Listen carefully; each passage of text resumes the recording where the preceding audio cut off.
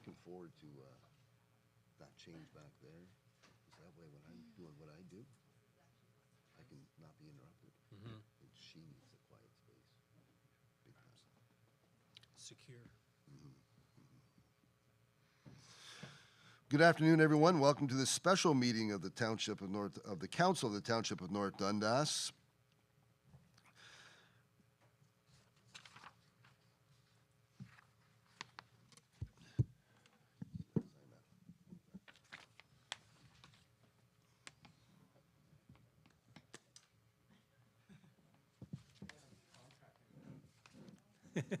There's another one there.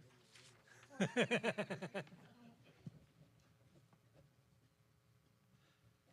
there any others here? No, the others look good. Mine? Yeah. You? Oh, Moved by Deputy Mayor Bergeron, seconded by Councillor Annable, that the special meeting of the Council of the Corporation of the Township of North Dundas be hereby called to order at 4:25 p.m. All those in favor? Opposed? Seeing none, that's carried.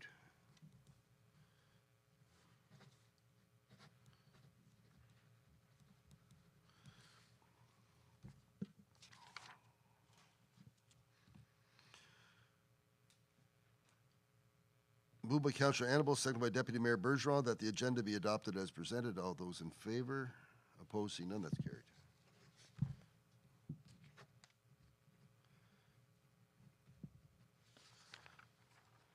Any disclosures of pecuniary interest and general nature thereof? Seeing none.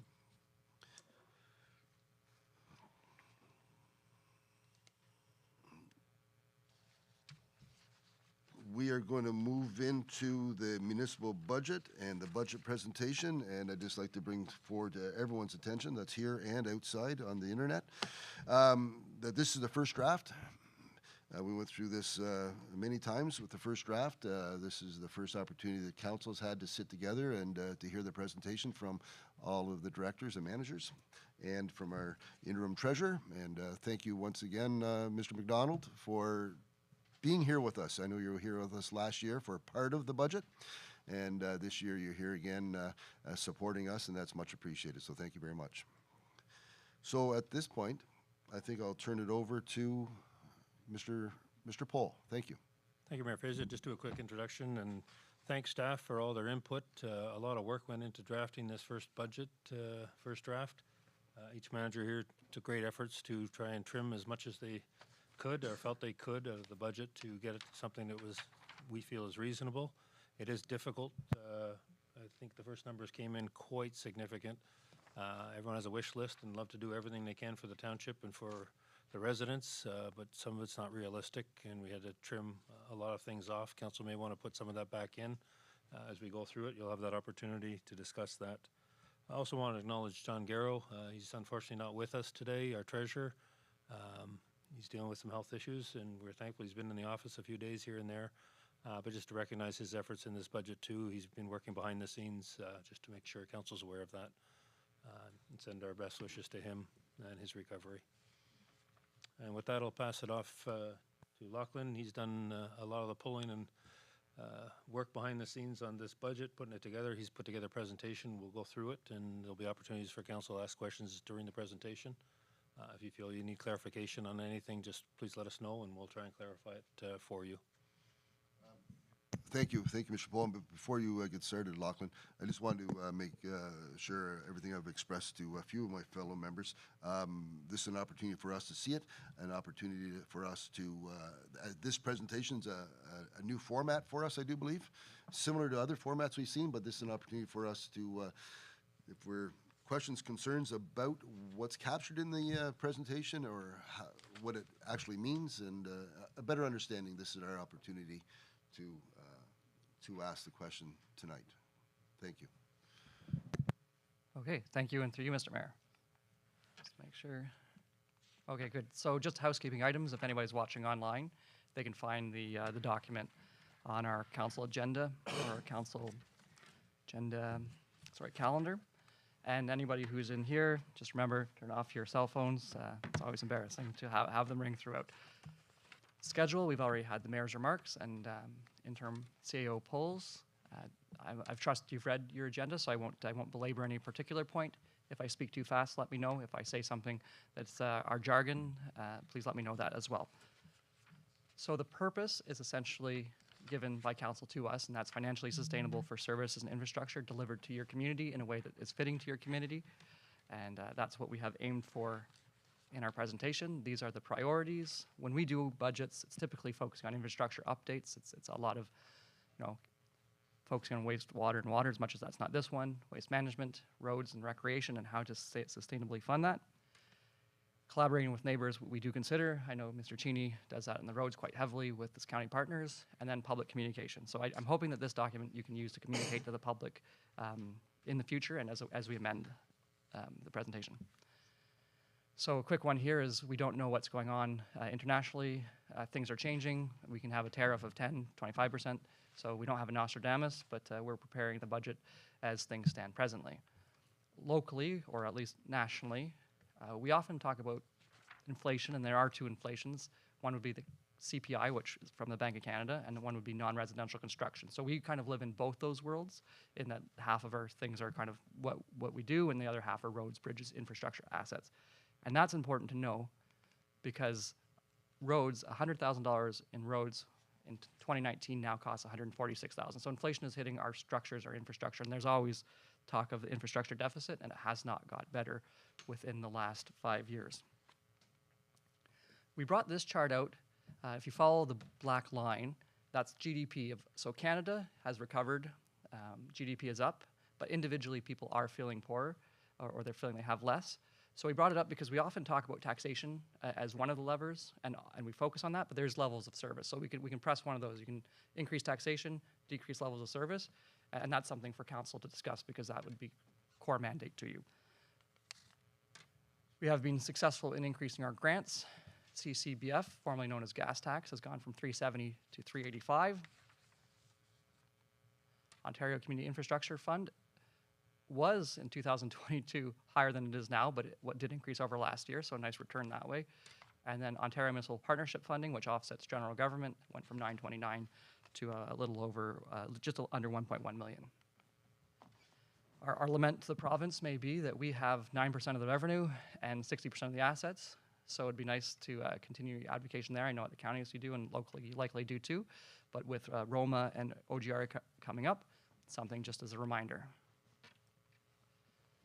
This slide is included just to kind of give you a perspective of what other people are taxing. These are all draft numbers, and you'll see we are within the realm of the ones that have presented so far. North Stormont will come back quite a bit lower, and North Glengarry typically do too, so I wouldn't imagine them to be in the 10 range, but your local comparables, similar sized municipalities are close, but recognizing that 10.3 million is the ask in this levy requirement. Oh, sorry. This particular slide is a breakdown of 2024 expenses, and just to share with people that we don't receive all of it, you know that, but our portion last year was 21 million, the county's was 85. Of that, transportation, so our roads and their roads are 46%. 3 of those items, the next ones are completely beyond local control. Recreation is entirely within our control, and then we have a few more shared services underneath 5%.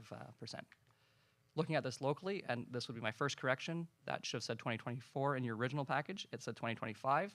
These are our expenses, so you know that transportation and recreation eat the lion's share of expenses.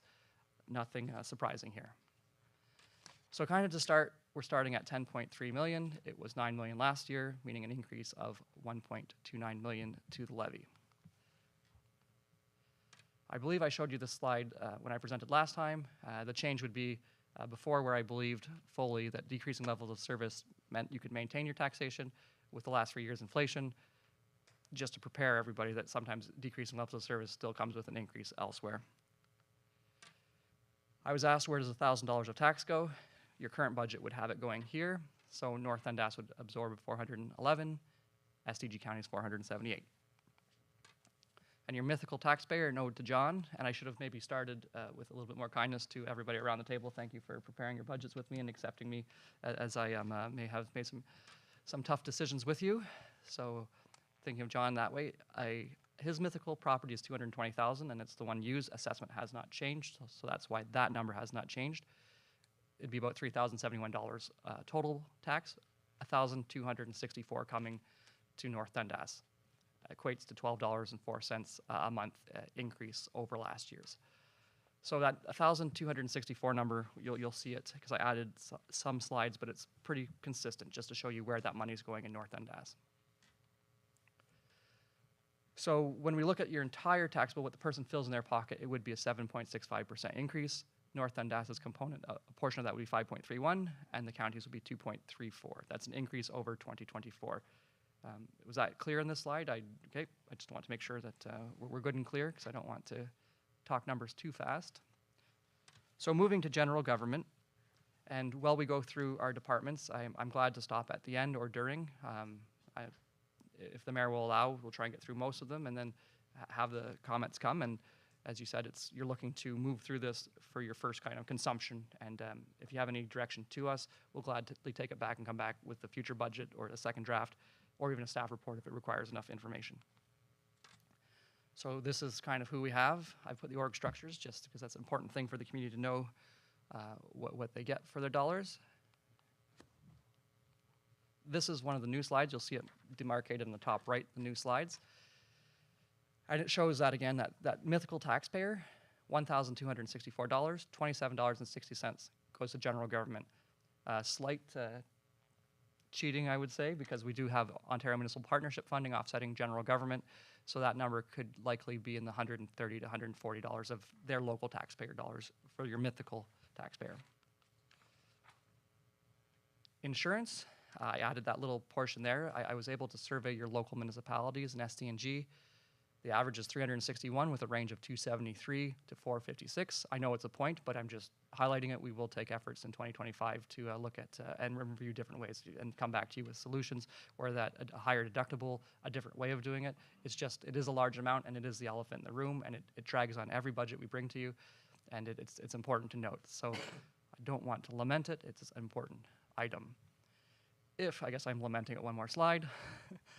If we had insurance that was only 520, which is higher than every other municipality by enough, you'd see that number be 5.36.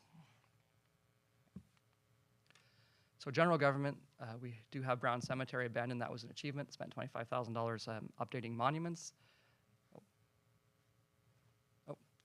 Sorry, Mr. Just Mayor. want to interrupt you, and we do have some folks here in the room, so I think I just want to slow it up a little bit. At this point, we talk about insurance because thank you. It's the elephant in the room, as been noted. But you go back one slide, please, Lachlan. Maybe it's two slides. No, no. I want to see the one that has the general government and if insurance was only. And the slide before that, or somewhere, said the insurance, the taxation for North Dundas at 12, and what the total was, 7.4, and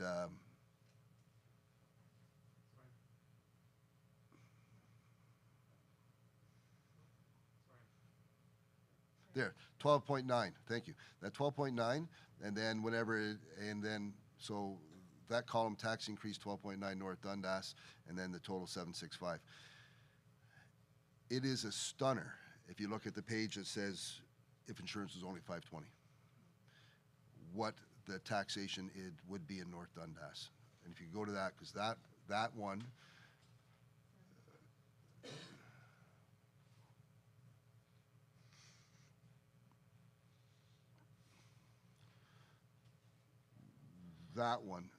the tax increase would be 743 if we paid, which essentially I think is probably more than a lot of municipalities in SDG, 520.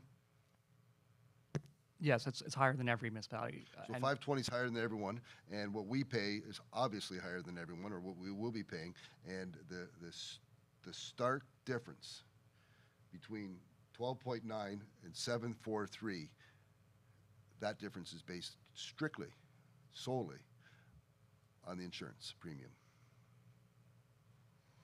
I just want to bring that up because we all want better roads. And when we see a number like that, to your point, and we do need to challenge in a positive way, council, and not council so much, but staff, and we really need to rethink on how we manage our insurance policy and what things we do. be it increased deductible, or if it's liability or self-insurance, because that is an awful, awful change. But anyway, it's not your fault. Thank you. I just want to bring that up. Thank you. And there is loss history to talk about too, and all those things that factor into it. But it bears investigation certainly. And so then, yes, back to this slide was some of our accomplishments. We have 38 community events, 268 volunteers. Miss Johnson did want to see if council was interested in a volunteer event. She had said it was something that has brought to her, so that's not in the budget. And I don't know if you want to discuss it now or it's something to mull about and bring to administration after. So bring it after. Okay. So these are like a talking point. So amongst yourselves afterwards or independently, you can get back to us with your thoughts on that. But it is not in the budget presently. We have supported employee retention this year, well received. As everybody knows, keeping employees is probably one of the best benefits that you can have, in that replacement does take some time. Annual software, those solutions are not new. They are included in the budget every year, Dundas manner, obviously by resolution of council. We had 60,000 for renovations. There's more in the reserves, so if we need more, they are there. That's nothing to 2025 taxation. It's previously saved and brought forward. So the net levy requirement, I felt general government typically does not go up considerably. This year it did, and I kind of went through some of the reasons why. I think we knew last year by using the tax stabilization reserve, that money is not available, but we have used the last little bit of it. We've moved some of the CO salary into general government. It was more in water and wastewater before, so that was a rebalancing of that. And last year we budgeted for half a new position. That position was filled. It's HR, and then it is now a full-time position for the full year. Otherwise, OMPF has increased, so that number could have been different, but it's about 19,000 higher if you factor in those no-win changes. So I'll stop there for a quick moment, because that's pretty much it for general government, other than to know that 2.2% of your levy goes to general government. Again, a little bit weighted because we have OMPF discounting that portion of your budget. Okay, I will move on then to fire protection. There's your crew. You have 81 as of October 1st, but I believe as of today it's 82. So the fire services will have, depending on recruitment, in and around 80 people at the departments, or stations, I should say. Again, this slide, the new one, I have that demarcated on the top right of your slide. Fire protection is 124 of the local 1,264. It's just kind of interesting to see from the taxpayer dollar, so you can say, where does your money go? This is as close as we can get to it. Completion of the master plan on budget was done in 24 as an achievement. We got ERAM. I believe that's not Jaws of Life, or is it? No. Okay. That's what it is. Oh, okay. I guess you can see I have not been in fire services. My apologies. I'm afraid of car accidents. Bunker gear. We didn't purchase all of the bunker gear in 2024, so we're moving some of that money to offset 2025, and you'll see that in a subsequent slide. Truck-mounted repeater, that's moved from pending to nearly done, if not done. Upgrades to training center still pending, and air tanks, that money was determined by the fire chief that was not required, so why spend money just because you have it? So we'll transfer it to fire reserves pending a staff report to council. In 2025, the fire chief's truck is in there, so it's a truck in, ambulance out, so it's a changing of the style of fleet.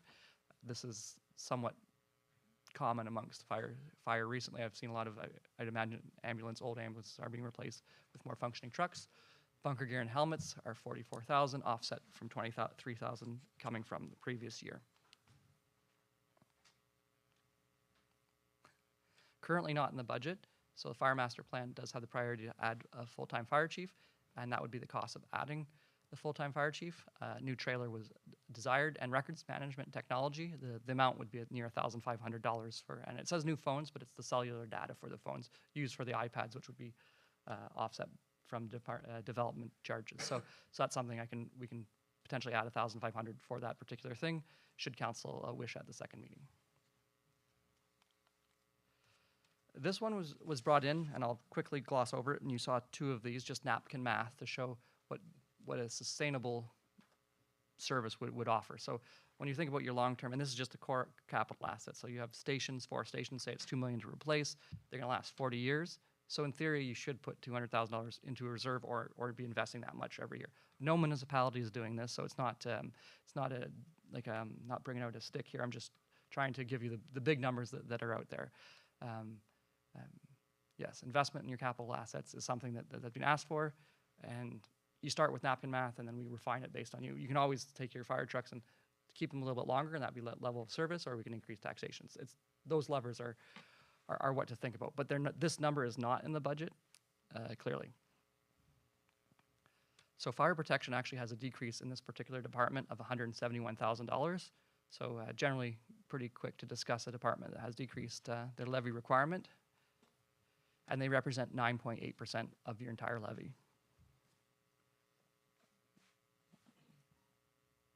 And if there's any questions as to any of those items at present that council wishes to deliberate on, or I can move on.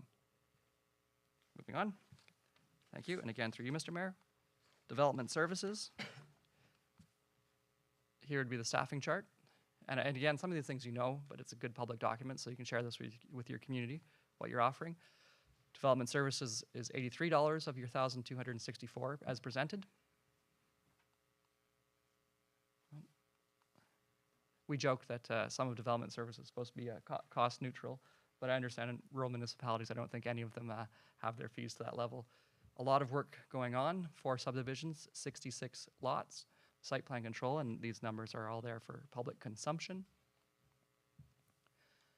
Items, I did want to highlight to the public who's following along that this wasn't a new position, it was just a new person in a current position. So those new junior planner, new customer service specialists are not new positions. They were there just, we had a new employee move into those positions.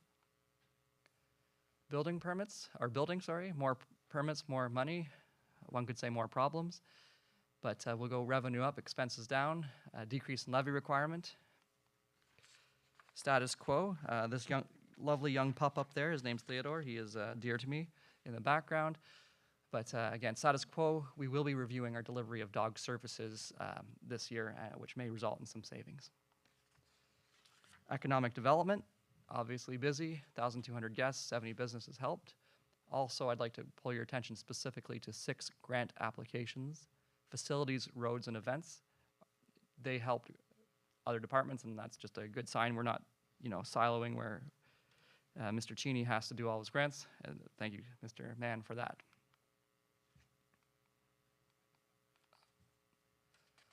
Notable items this year, they're all somewhat small in nature. Regional incentive program is in and out. Local business expo, anticipated revenue, community improvement plant grants are there. You see marketing initiatives and general meetings of networking. One item that to discuss either now or for you to ask us to come back later with something is Canada Day. We have $2,000 in there for this year's Canada Day, but there has been a deficit over the last few years, so we've carried $10,000 kind of to clear it. So something that Mr. Mann wanted to bring to your attention if we want to clear that deficit this year. And at any time, through you, Mr. Mayor, you can put a hand up. And, well, obviously, it is your meeting. So the net levy requirement is a decrease of $41,000 for this particular department, being development services.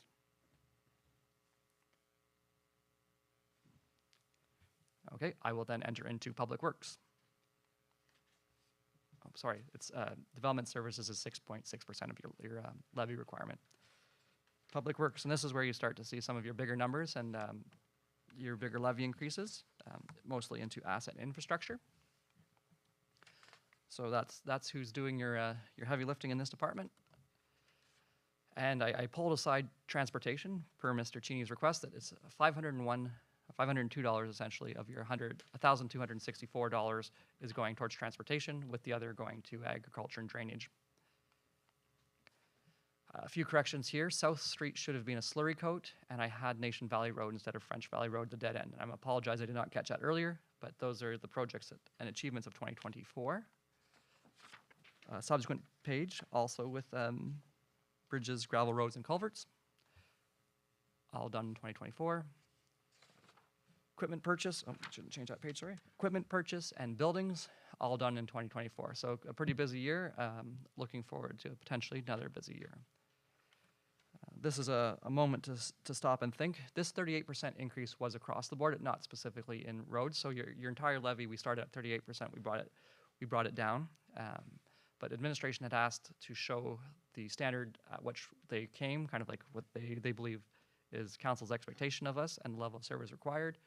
And then we did show kind of like the whittling down process throughout this. So the community can also see what started and where we kind of ended up before coming to you. And then we will obviously show them any of the changes subsequent to this meeting. So the plan was initially in the budget at $2.12 million, scaled back to 1.16, only because of restraints. We were targeting a number, and to get there, some roads had to come off, not by virtue of good planning on our side, but just by virtue of trying to bring you something presentable. Those roads taken off were Hyman Road, Mountain Boundary Road, and Windcrest Avenue. This shows your offsets to those roads. Oftentimes we'll use boundary road payments, OSIF, gas tax, or sorry, CCBF. And then the other ones are not in the budget, as you can see there and previously mentioned. If we were to do Mountain Boundary Road, it would not cost us the full 401. It would be offset by a boundary road transfer. That'd be City of Ottawa or North Grenville. And then Windcrest Road, Mr. Mann has put a grant in up to half at $96,000, I believe it was. So we're hopeful to get that. But if we do get that grant, we have until 2028 to spend it. So just another road where we're trying to look at ways how to do a bunch of roads. And these particular roads were chosen because they're geographically in one location. We're trying to decrease the cost of mobilization of moving across the township. In another presentation, I heard if the counties can get essentially a price at 110, townships typically get a price of 140, and if we mobilize 130, so it's about 7-8% savings if you can do it in one spot. So that's the idea behind this particular plan. And when you look at the overall roads budget, you have to think that I think we decreased our not to decrease, but we were taking less transfers from development costs charges this year. So that's why you're seeing a little bit more pressure on taxation. That has mostly been used up, I understand, and we were anticipating that to be added into this year, but it is a down year for transfers from DCs. So then we get to the PAVE 18 plan. I believe this has been in front of you on December 5th through a KIR.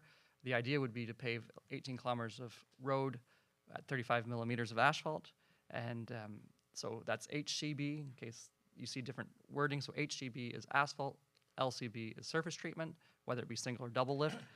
And I believe there is an incoming roads needs plan coming shortly, which kind of moves towards this.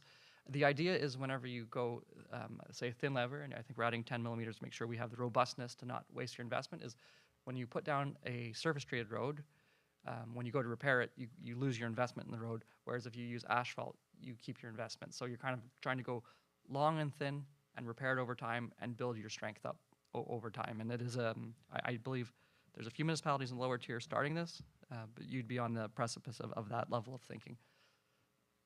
At any time, I may ask Mr. Cheney, because he's the expert in roads, to chime in. I'm trying to take most of the words that you think I have that sound intelligent are not mine. I think I'll write a book someday called Other People's Thoughts by Lachlan MacDonald. The good thoughts you hear are probably from others. So when looking at this plan, it is an ambitious plan. It is a level of service that administration wanted to bring to you because my understanding is it is something that your citizens have asked of you. Yes, Deputy, sorry. Yes, Mr. Fraser? I didn't mean to interrupt you. I just want to make sure I was caught. And this is for, I'm sure, strictly my benefit because there's a lot of smart people around me. So do the PAVE 18, when I read that it add $957,000, that is akin, roughly, to adding 1% to the levy? Every 100,000 about right now would be 1% to our local levy. So it'd be 10% to the levy. Yes, Thank you. and that's the local levy. That's why I asked the question. Yep. And you'll see some slides, and thank you for that, Mr. Mayor, showing the, I guess you could call it the blended rate of the county's education ourselves, so the true pocketbook, but it's a fair comment. I will point those out when we go through those slides, so we're not trying to skirt around a number. Okay, so I understand there's discussion on this particular pavement plan. You can do it in several ways, and I did add some slides from the previous one just because in discussions with Mr. Cheney today, I picked kind of a, let's call it a treasurer number, when in fact operational numbers should be considered. So option 1, start immediately and borrow. So that would be 1 million per year, every year to do the plan, and you're looking at the bottom, the running payment would get upwards of $1 million. In talking to the people who are preparing your roads need study, it would be less than ideal to do it with debt because you're just going to turn it over, but it is perfectly within your purview to do it that way.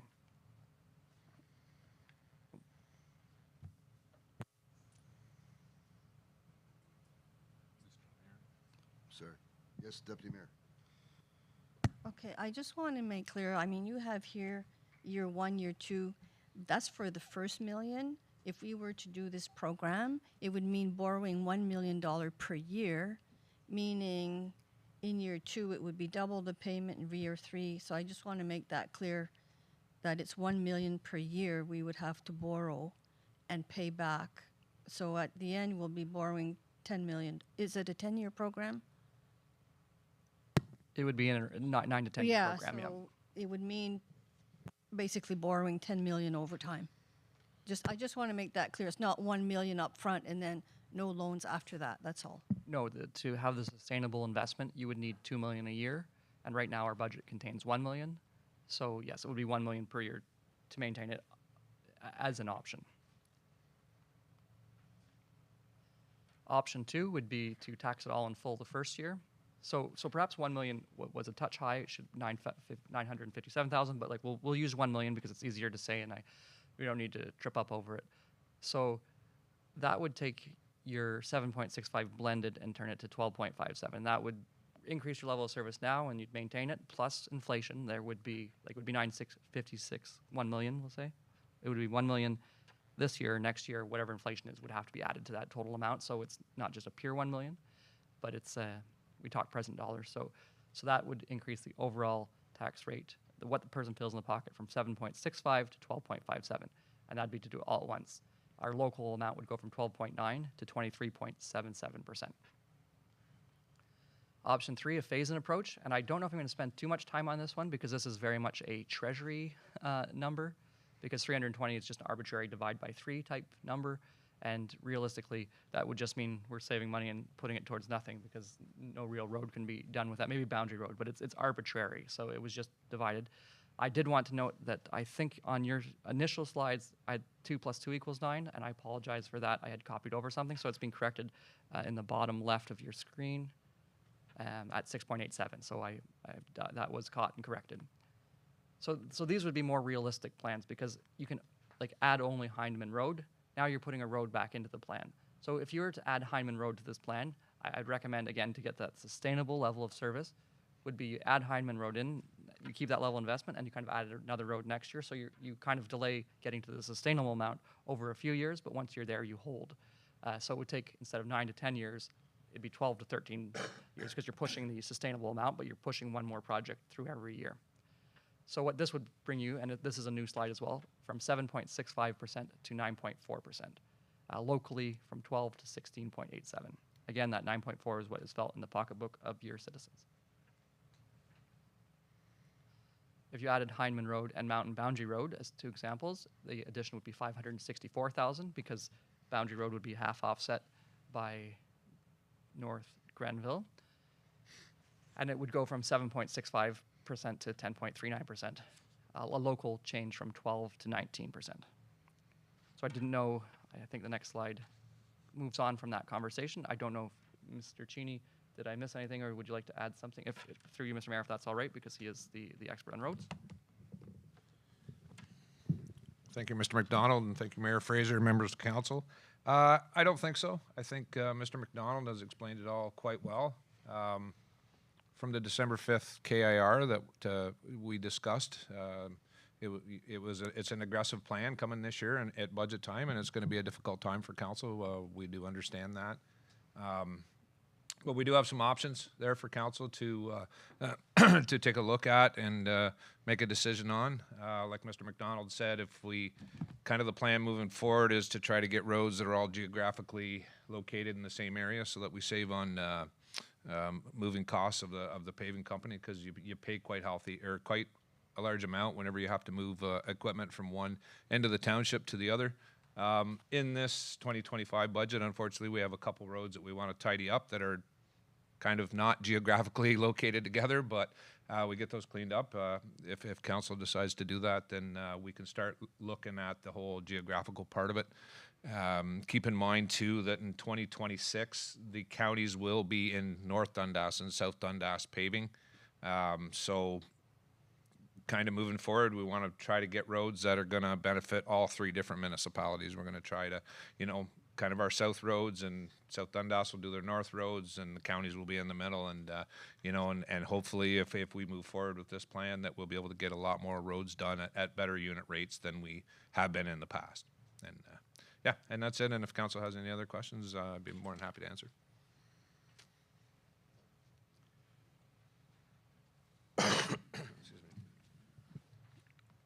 All right, thank you. So then I will continue onward.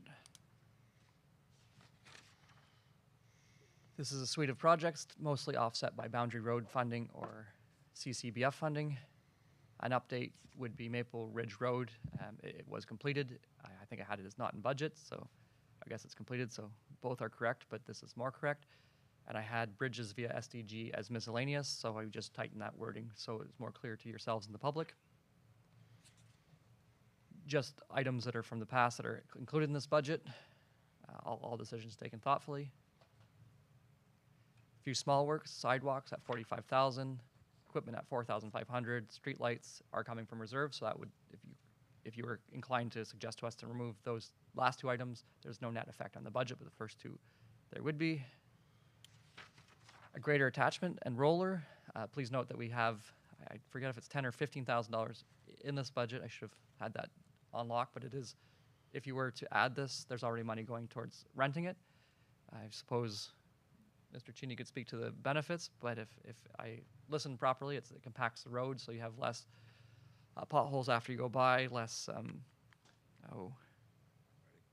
rutting. So it compacts it immediately after, and the intention would be that you'd go run your gravel grader, and it'd be less problems. So you'd have about 30% savings in terms of time on the road, and better roads for your citizens. I can speak from experience that gravel roads are always a fun experience. So this would be something that if you're looking to provide direction now or later to give some considerate thought to. Electric gate opener, MTO yard. So we will be adding this to decrease vandalism. It comes completely through development charges. So if it's a level of service you don't want to see, we can remove it. However, it would not affect the particular tax rate as presented. Hotbox, if you were to remove this particular item, it would be $15,000 off, because it's offset by a reserve transfer coming from last year that you, Mr. Cheney, put away, as well as $20,000 from DCs. The idea behind this one is it's failing and it's off the road, so sometimes they go out to do the work, patch the holes, and they are unable to. Public Works various, gravel maintenance. We have $180,000 in the budget. It was desired to be at $195,000. This was a casualty of trying to bring the number down, so you could add $15,000 into it. I suppose ultimately last year we put $165,000, so that's something where council can deliberate. But the ideal level of service was at $195,000. It's at $180,000 in your budget. A few smaller, well, I guess those are decently sized items. Traffic counters, 40-kilometer-hour signs, $5,000 carryover from 2024. We have transfers from reserve to offset a purchase of a truck in 2026, and the greater yearly lease as a cost, because we are surplusing a grader, or there has been a surplus vehicle? Not yet. Not yet, yeah. For discussion. So that's the grader we're currently having unfinanced capital. I know last year you took some great efforts to remove a lot of unfinanced capital. There's just a little bit remaining. We did not have a surplus of this year because we're presenting, I guess, a few months earlier than last year. If there is a surplus, we can look to council as where to apply it, and maybe it's unfinanced capital, maybe it's other things, or maybe it's offsetting some of the projects that you might want to see without decreasing or increasing 2025 taxation. But these are all things to consider, and we'll bring to you once we have a better number for year-end 2024. Agriculture and drains, it's decreased in the tax levy. We started Henderson Drain this year. We're going to finish it next year, hopefully. Yep. So not much has changed. So levy requirement increase here is $547,000. As I say, sustainable investment in your facilities and services. Most of this is to deliver a higher quality road. Construction inflation has continued to go up, not as big as 2020 to 2023, but we're still catching up from those increases. And then less money coming out of development charges, and I believe a lot of the insurance burden falls upon transportation and the way it's allocated. A question I might have if I was you, looking at revenues and expenses, those are big numbers there, that 4 million and 7 million. So why did they drop? A lot of that is to do with your removing of unfinanced capital. DC usage is down about $500,000. Reserve transfers are down, and year-end surplus has not. I think you applied 500,000 last year, so that's why that number looks good, because a lot of that revenue and expense was in and out for those things offsetting. So 40.2% of your budget is spent on public works, 39.7% of that on transportation. Something anecdotally, if I may, and I hope I don't come out of turn here, Mr. Mayor, is we were kind of joking that imagine you had a little gate at the front of your property and somebody said, in order to traverse our roads, you have to give us $501 and you can travel any road in the township. It's an interesting way how to think about what you get for your dollar, even if it is slightly cheeky. No disrespect meant to anybody. So I'll stop here if council, or through you, Mr. Mayor, if there's anything from council. Otherwise, I can move on to recreation. Yeah, I think we'll take an opportunity right now. Thank you, Mr. McDonald, for questions, comments, thoughts. Briefly, Councillor Lennox. So the thing you pull behind the grader, what is its life expectancy? Through you, Mayor Fraser, to Councillor Lennox. The life expectancy, like any other piece of equipment, you're looking at approximately 15 years, 20 years is what we would probably keep it for. That's kind of typically where we keep our equipment right now, and the range it is. There's not a lot of moving parts other than just some tires and stuff on it, so it's something that is got or does have longevity to it. Okay. Yeah, it's just when I look at saving time, employee hours, usage on the grader for regrading, the 30% stat Lachlan presented, my simpleton math says 4 years it will pay for itself, opposed to renting, leasing, etc. The other question I had was, excuse me, I got green hair all in my face, was level of service for the gravel roads. What is the township's exposure if we maintain at the 180 vice the 15,000 increase? Is there any major impact there, or? Again, through you, Mayor Fraser, to Councillor Lennox. Yes and no. Prices of gravel obviously are going to go up as everything else, materials go up every year. Where that's going to go up, I'm not quite sure yet. I don't see it being a huge increase this year for the cost of gravel. Our plan is to have gravel roads on a 5 to 7 year rotation, where every 5 to 7 years roads are going to be seeing gravel now, and we're at the end right now where some of our roads that haven't seen gravel for more than that time period, after 2025, we'll have it on the schedule of 5 to 7. So in 2026, we'll be starting to put gravel on roads that, prior to me coming here, that did have gravel, that we're going to start on that schedule. So part of the increase this year, A, is the cost of material, and B, is to get all of those roads completed, and we'll be on to a new schedule of a 5 to 7 year. So hypothetically, if council said next time we met over budget or gave direction that the $15,000 increase to 195 for gravel roads, it will save us in the long run because material prices hypothetically will increase with each year with inflation and everything else, or I'm just looking for a way to justify the 15,000. Correct. So yes, that's the belief that if we do it this year, unfortunately, it's a very tight year in finances and for budget coming up in 2025. But if we do it in 2025, then we can look at reducing the amount of gravel that's going to be needed in the future, because we will be on the 5 to 7 year program. That means that we're not going to need quite as much stone on each road. You know, we always put a maintenance level on. So pretty much buy once, cry once for 5, 7 years, or? Correct. Okay, thank you. Thank you for summarizing. I'll save rest of my comments for the end. Before we move on to recreation, I think we're going to have to take a. It's not that late. Take a 10-minute stretch your leg break. Does that sound fair? Good enough. Reconvene in 10 minutes.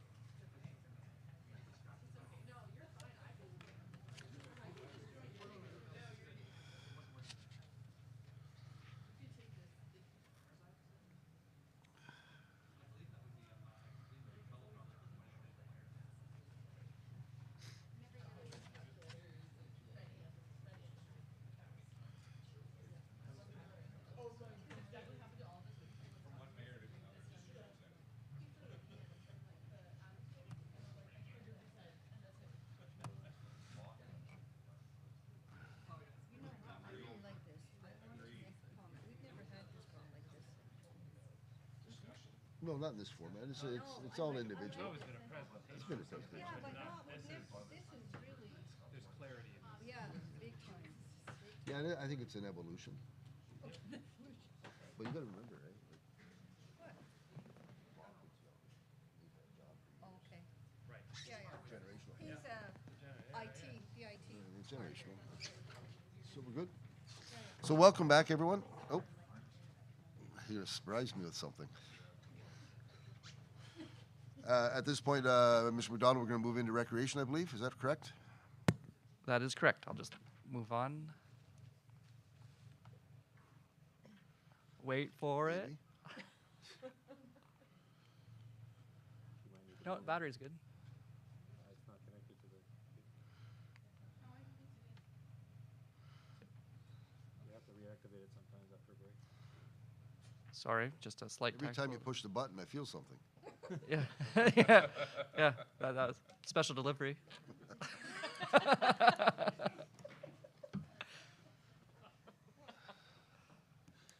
Yeah. You want now?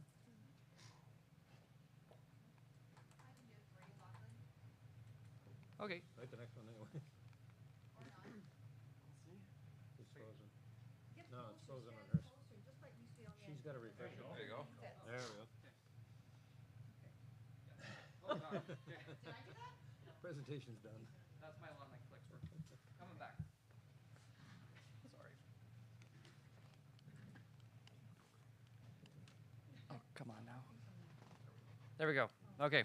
This never went on with John Daly. So assuming I have not clicked too much further, recreation, culture, and other facilities, and again, thank you, and through you, Mr. Mayor.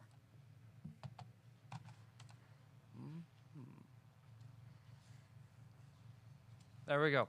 So we have our organizational chart just to show the audience as well as yourselves the suite of individuals working for us to get your recreation services working.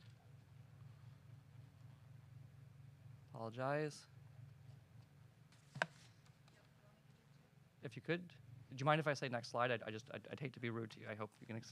Okay, so this is $345, similar to the previous departments, just showing of that levy that we are collecting, $1,264 again as we're coming out of a break. $346 goes to recreation, culture, and facilities.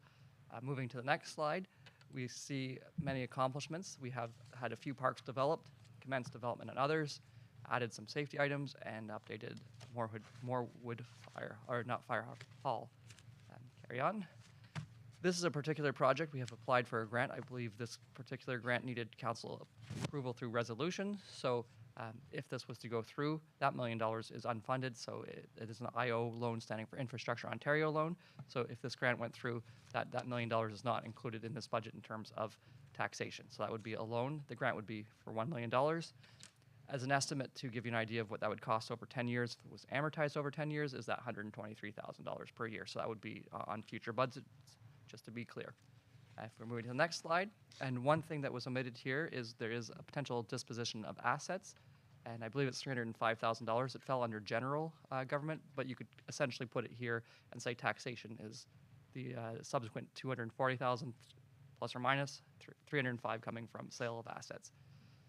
This is your Hallville Park with splash pad, so I believe you're somewhat committed to this, and it is the big item in recreation this year.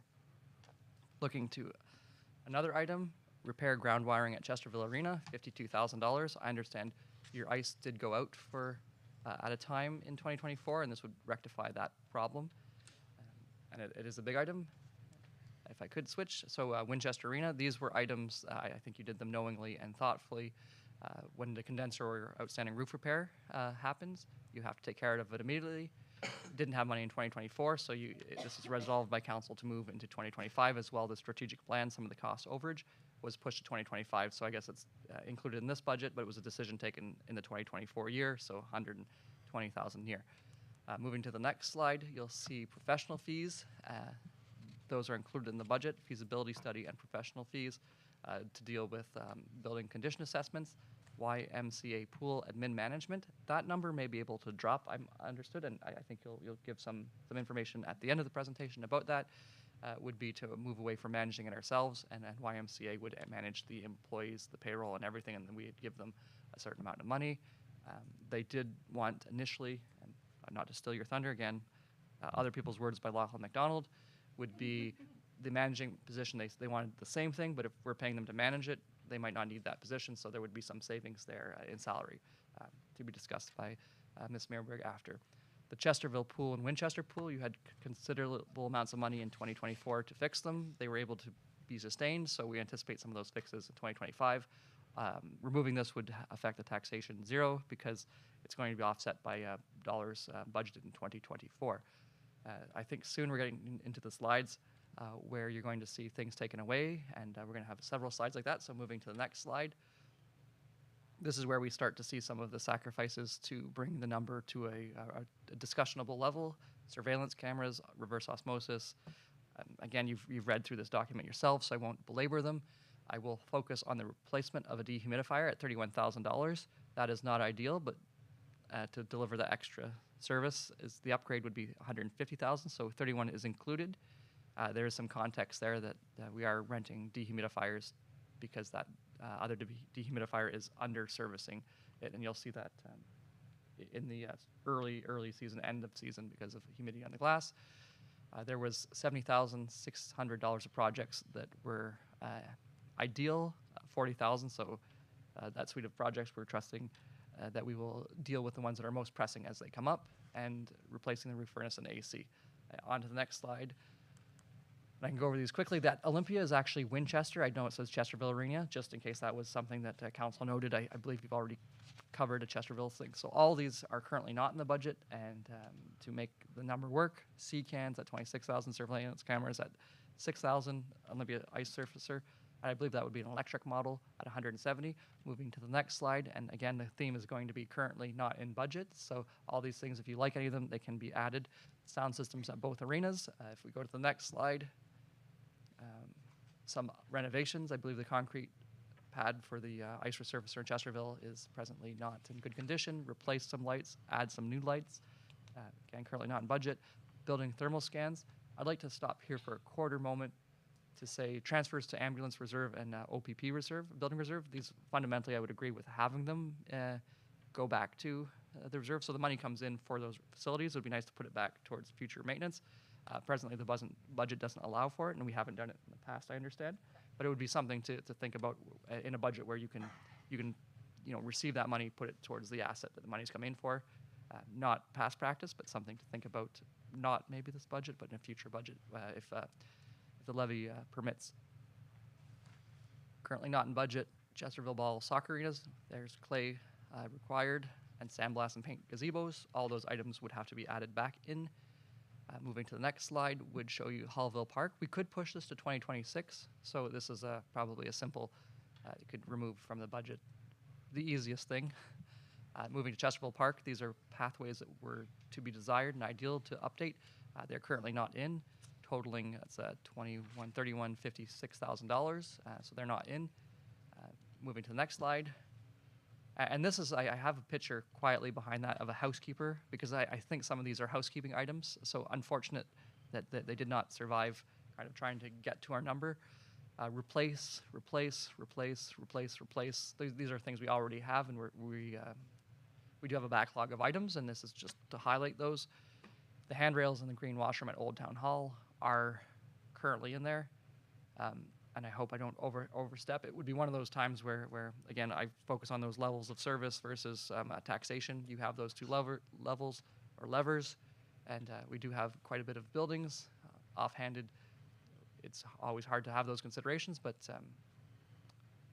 those are future discussions. Should council wish to change levels of service, be they pools, parks, facilities, but not for this specific conversation.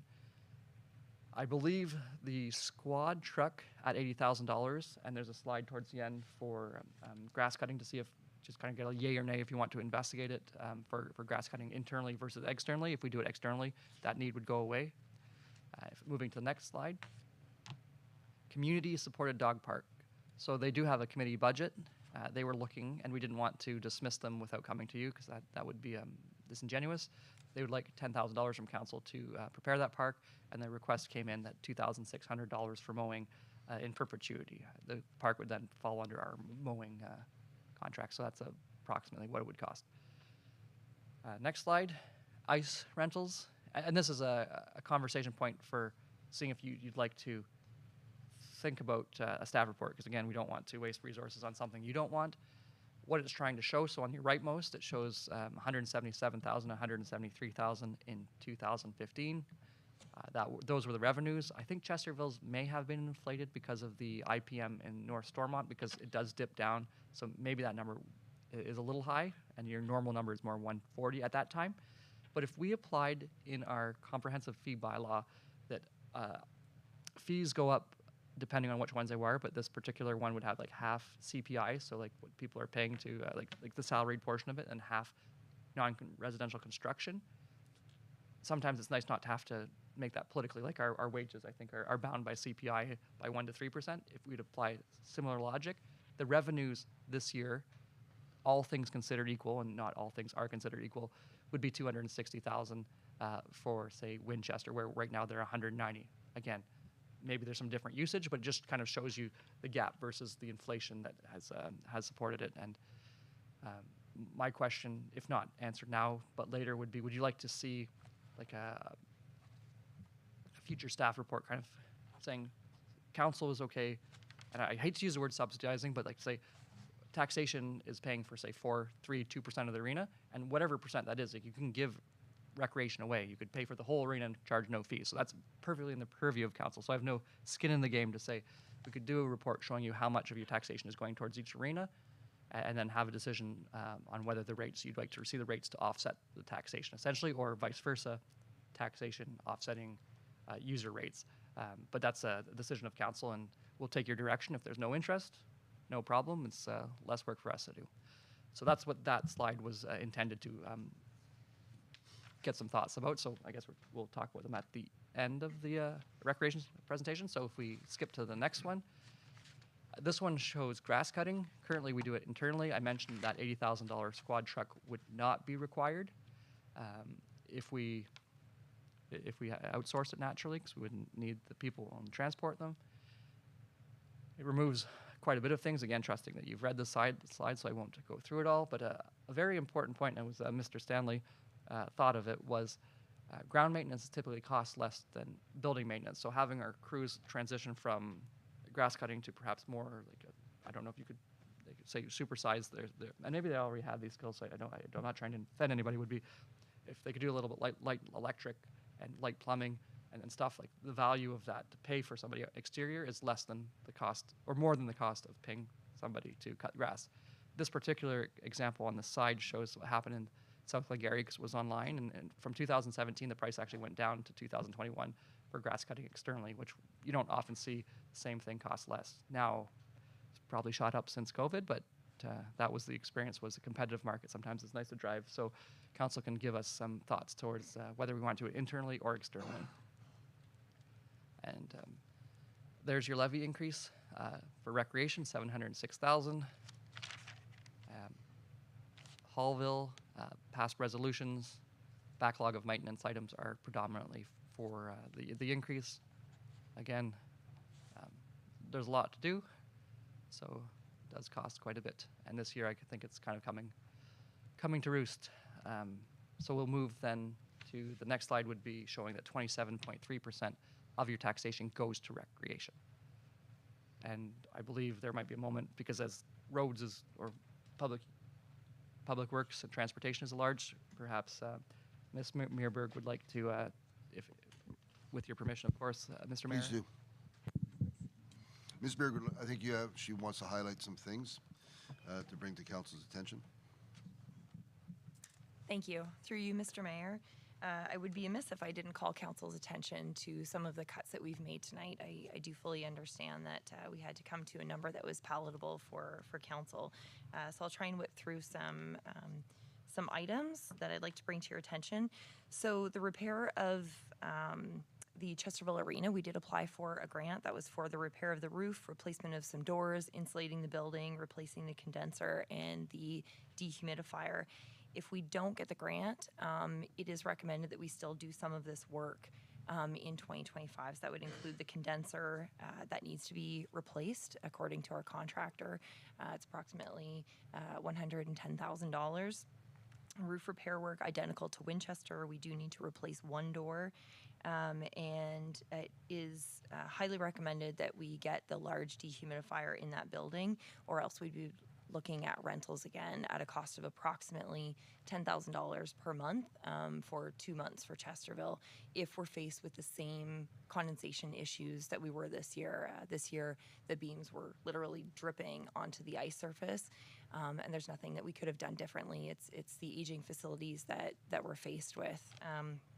So I just wanted to call council's attention to that, and the aging facilities do make it difficult for our staff team to make and maintain the ice, especially to the service level that our residents and non-residents would like.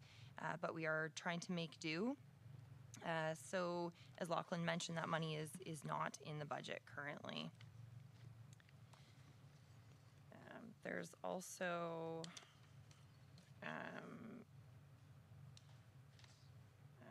for the ground wiring for the Chesterville Arena. So there is hydro from the external pole to the building that's shorting out at least once per season, and it's causing brownouts in the building. And it's based on either outages or issues that hydro is facing. So it's causing the lights in the building to dim, and because it's improperly grounded, it could cause the power to backfeed to our equipment and cause equipment failures. A couple years ago, we paid around $50,000 for an MCC panel for the refrigeration plant, our condensers, our compressors, things like that. So it's always been an issue, but fortunately for us, one of our contractors was able to properly diagnose that this year. So we're looking at $52,000 to rectify that issue. Lachlan did touch on some professional fees, so we would like to come to council with a delegation, hopefully in February, from the YMCA to look at retaining their services to operate the programming at our 2 pools. So our facility operators would still maintain the actual facility, but the YMCA would take on the registrations, the onboarding of staff, all the HR and payroll, everything like that, for a fee of $40,000. So they are coming up with a proposal, which the recreation supervisor and I will thoroughly review and then bring to council for consideration. There would be some savings in wages. In 2024, the cost for our pool coordinator wages was approximately $17,000 for the entire summer. There would be WSIB OMERS vacation pay in addition to that. So we'd be looking at reallocating some of those savings towards offsetting some of the YMCA fees for that. We don't have, in 2024, we had a lot of junior staff that were hired on. So we've come to a position where we need someone senior in the pool coordinator position, and we're not sure if we have anyone who would apply for the position, essentially. We're also going to have an absence during summer for about 5 weeks as one of our key staff members takes a leave of absence. So it is strongly recommended that we retain the services of the YMCA. Pool work was done this year to the Chesterville Pool. So the items identified in the slideshow are accurate. We do really need to look at replacing the flooring in the Winchester Pool House, but we would be looking at taking that out of reserve, so no impact on taxation. The RO system has been cut or identified as a cut in the budget. That would be for the Joel Steele or Sam Alt Arena, rather. The RO system will improve the quality of the ice, cut down on the amount of snow on the surface, and also protect our equipment. So most recently, one of our water heaters for the ice resurfacer plant died. We have to replace that. It's on order. And there's another one that has been temporarily repaired just to kind of get us through a couple more weeks for the holidays. So that's about $11,000 that we're hoping to put off, but we can't. And these things, we see them going in our facilities all the time. We had 2 water heaters die last year in various facilities, so it's one of those things that you can hope for the best, but yeah, we do have contractors in place to try and diagnose these in advance. Yeah, so those were some of the things to identify, and a double door does need to be replaced in the Joel Steele Community Hall, one of the emergency exits. So that's also a cut as well, but the door right now is, the frame is rusted and bubbling at the bottom, and it does swell, and it's hard to get open. Sometimes it won't open, so it is a health and safety issue. A couple of our storage units, we will ask for our building inspector to go and look at them, but they're to the point where staff feel that they will need to be replaced. So the sea cans that are currently out of the budget, I might be coming back to council to ask that those please go back in, because we do need places for storage. We have the brown shed that the pickleball club uses by the Chesterville tennis court. It's in disrepair despite us trying to patch it. And there's also a small shed behind the Chesterville Arena that's not in great shape at all. So the sound systems for the 2 arenas, I understand that council is aware. Some community groups have come to council with some of their concerns about this. So the Chesterville Arena sound system, there's nothing wrong with that system. It's in fair shape. It hasn't failed or anything, but it is in jeopardy of failing. It is quite old. But most importantly, the sound quality isn't really what our user groups desire. That sound system is used by the Rockets, and it's also used by minor hockey during the playoff season. The sound system in the the Joel Steele Community Center, though, when it fails, staff feel that it does need to be replaced immediately because the Hawks, the Winchester Skating Club, recreation programs, hall rentals, roller skating, various user groups use that on a regular basis. The lobby sound systems have failed in the 4 corners. They don't work. The Ant blew over a year ago, and this was brought to council's attention in the 2024 budget as well. But again, we understand we have to make cuts. Multiple speakers for the ice surface are intermittent, and we have red light warnings on the sound system controller rack in the office. So the budgetary price that is being brought forward to council is based on the expertise of a local gentleman from Railroad Recording Company. So he was able to fully assess our system and provide the budgetary price for council consideration. The lights that were identified for the Chesterville Arena are for greater visibility in the parking lot. So looking at installing 2 more poles with 2 LED lights on each pole, so 4 additional lights, and then replacing the lights on the 2 existing poles. Again, greater visibility. If you go there at night, you can see some of the low-lit areas where there's concerns. The thermal scans that were identified, some are for electrical at various facilities. The other one is a roof scan for the lower roof at the 547 St. Lawrence Street, which houses the Winchester Library Branch OPP Fire Hall. So it is the lower roof section over the fire hall. That lower roof section was replaced prior to 2007, I believe, because it was prior to my time here. So something that we just want to see if there's any repair work that needs to be done, again, preventative. And I think the sandblasting and painting of the gazebo in Chesterville, that pavilion or that gazebo council may have seen is rusting and peeling. So, and that is right by the raised gardens that the Chesterville Green Action Gang so lovingly maintains for us. So it's approximately $10,000 to refinish that gazebo. Some of our pathways have been patched. The pathway beside the Chesterville pool in the Chesterville Community Park, that no longer exists. And I know council had requested some budgetary numbers for that in the past. I believe it was a part of the 2024 budget. So there is a stone dust path or driveway from the pool parking lot up to just our maintenance room in the Chesterville pool house.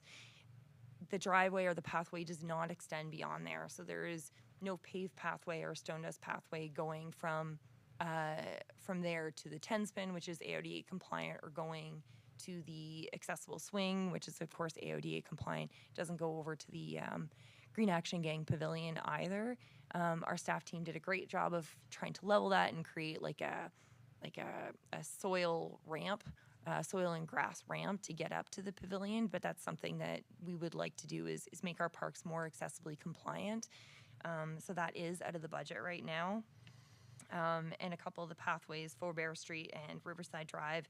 Faubert Street has been patched, but Riverside Drive has been patched, but Faubert Street has not been. So that leaves a little bit to be desired. The Harmony Park pathway, it's in very poor condition. It does have cracks and humps, and is not a great pathway to travel if you have any sort of mobility device, whether it's a stroller or some sort of aid. That, again, was identified in the 2024 budget. Soffit and lights at the Moorwood Hall, some of the lights have gone out. They're now obsolete. So staff are faced with either leaving the lights out right now, or we try and replace them. But in order to replace them, you're potentially having open soffit like around those lights. So that's why we're hoping to replace all the lights at one time, replace all the soffit at one time, again, to kind of try and maintain the cosmetic appeal of our facilities. And but that's where we're coming from with that. The floor scrubber died for the Moorwood Community Center. That community center is used almost daily, if not multiple times daily. So it's taking at least an additional hour of staff time to mop those floors each day. So floor scrubbers, approximately $7,000, would be recommended to buy the new one for one of the arenas, take one of the arenas at a service and move that to the Moorwood Community Hall. The flooring in the kitchen is coming up in different areas, bubbling, cracking. So we can repair just the problem area, but again, it's the patchwork look. So it is a possibility, though, that I want to bring to council's attention. The squad truck for the Winchester Fire Hall that Recreation inherited, we were very grateful for. Drove it down to its last day. Now we are short a vehicle, essentially, which is puts us in hard times during the summer when we have over 10 summer students that are all looking for a vehicle. It requires sometimes you're taking a person with you that doesn't need to be with you. So it's very inefficient for our practices, but we do try, or the staff team tries their best to be as efficient as possible. The transportation department was very kind last year to swap us a truck. They had a crew cab, so we were able to do that. But the RAV4 is now having some issues, and our facilities manager drives that. So for right now, he's got the van, but again, summer season is the hot season, pun intended, but it's hard for vehicle use. We need more with our current number of summer students. So those are the highlights there. I'm just trying to, the dog park in Chesterville.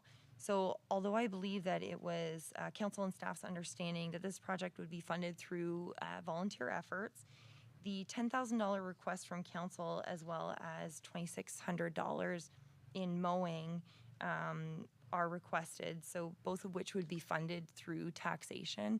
Development charges are not available for special parks, nor was any raised for that purpose. So for that $12,600, that's the reason why this project falls kind of below the line, as we call it.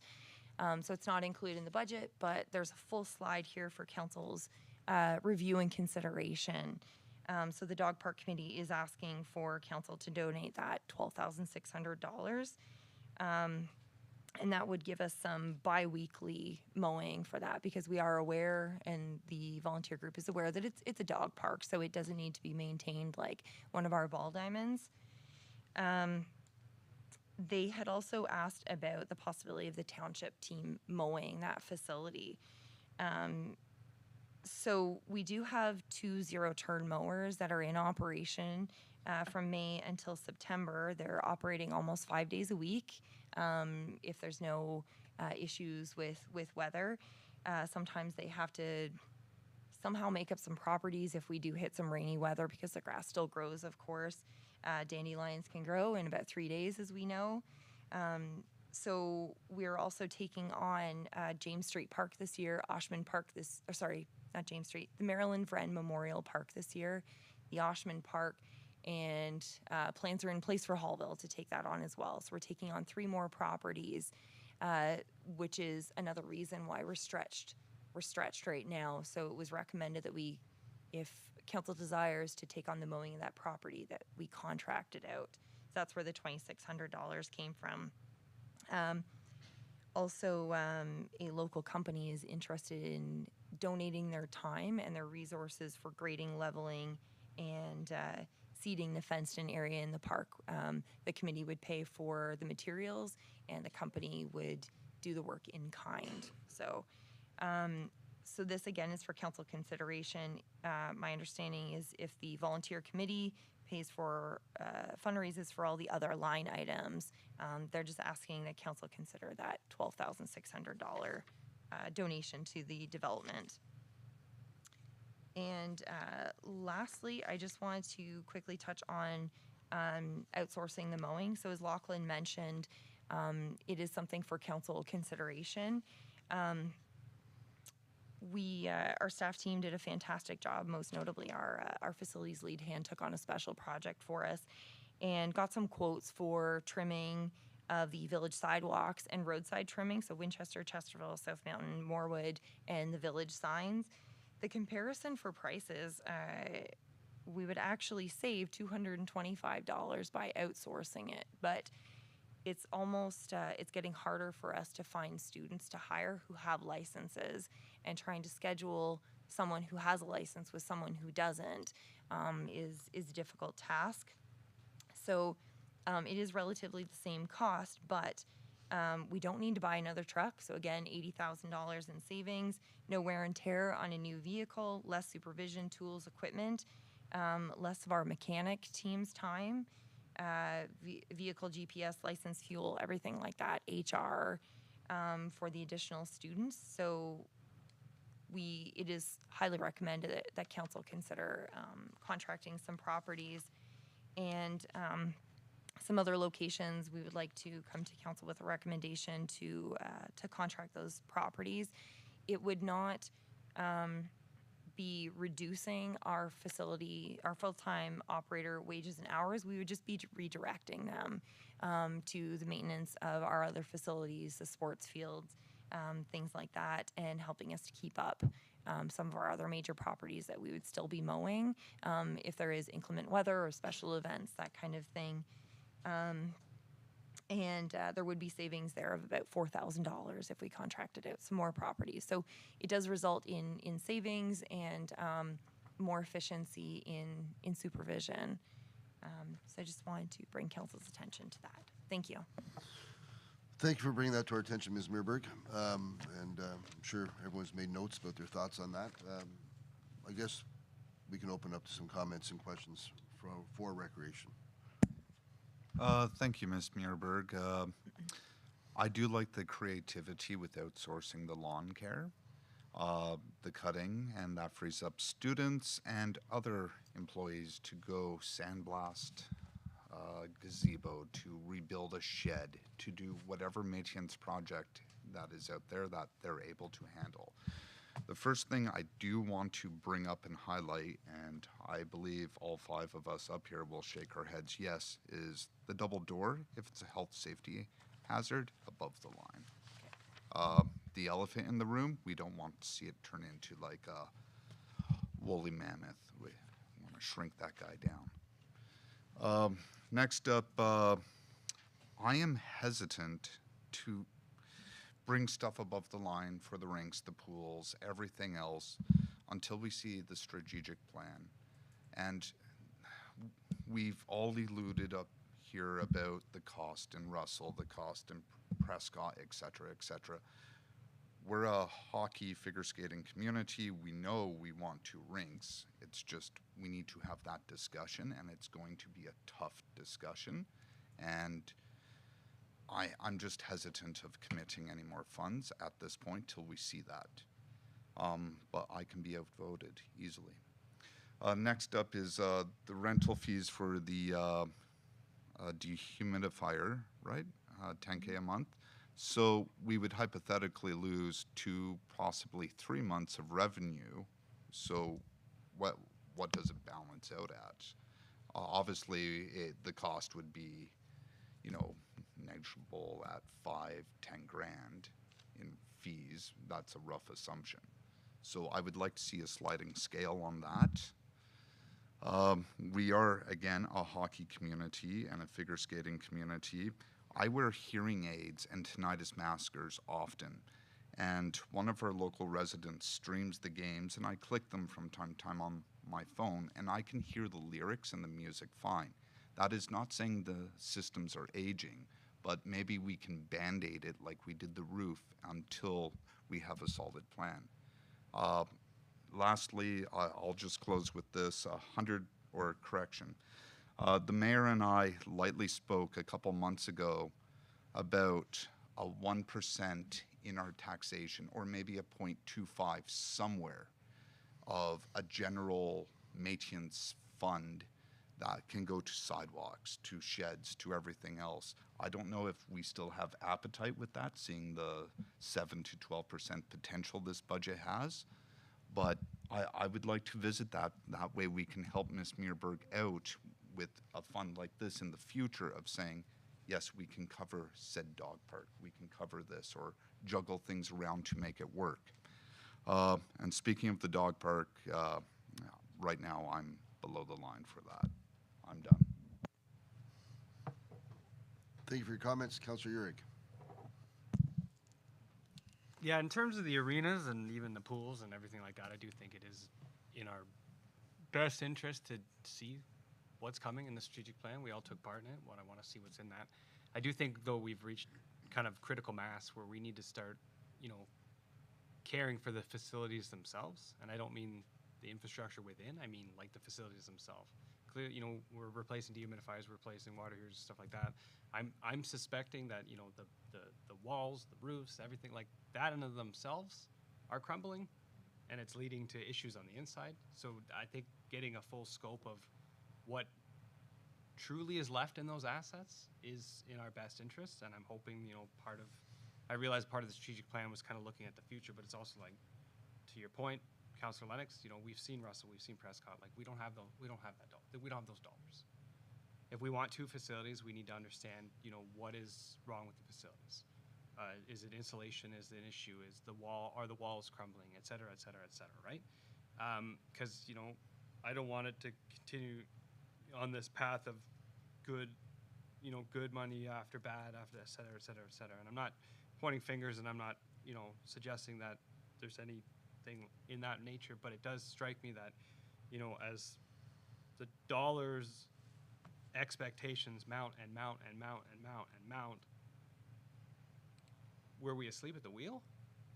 Right? Like it just, I'm not, please don't take that critically or as a, assessment of you and anything like that. It feels like sometimes we just kind of closed our eyes a little bit and thought, Jesus, something bad's coming. I don't want to see it right now, right? So I'll say that much.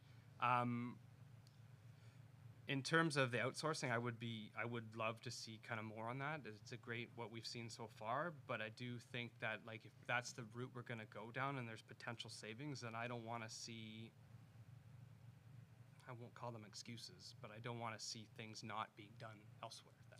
If we're gonna save on cutting and we're not gonna have to redirect cutting and transfer mowers village to village or across the municipality, then all these other little things that have kind of cropped up and don't get done or can't get done or whatever, maybe those are things that now we can start doing. In terms of the sound systems, everybody seems to have a different opinion on that. You know, the assessment from the gentleman at Railroad Recording is different from the assessment of some of the users, is different from the assessment of some of the staff, is this or that, or to Councillor Lennox's point, when he listens on his phone, it's not as audibly disturbing to him as it is when he's actually in the facility. So I think that's more of a, you know, is there a Band-Aid solution? Is there something else to be done? I mean, if those systems are of critical importance to the users, then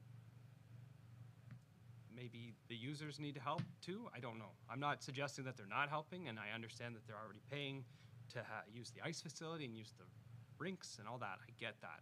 But it is also like, does 65% of the tax base give a crap about whether you can hear Mayor Fraser, you know, announce the Rockets when they come on the ice Saturday afternoons? I don't know.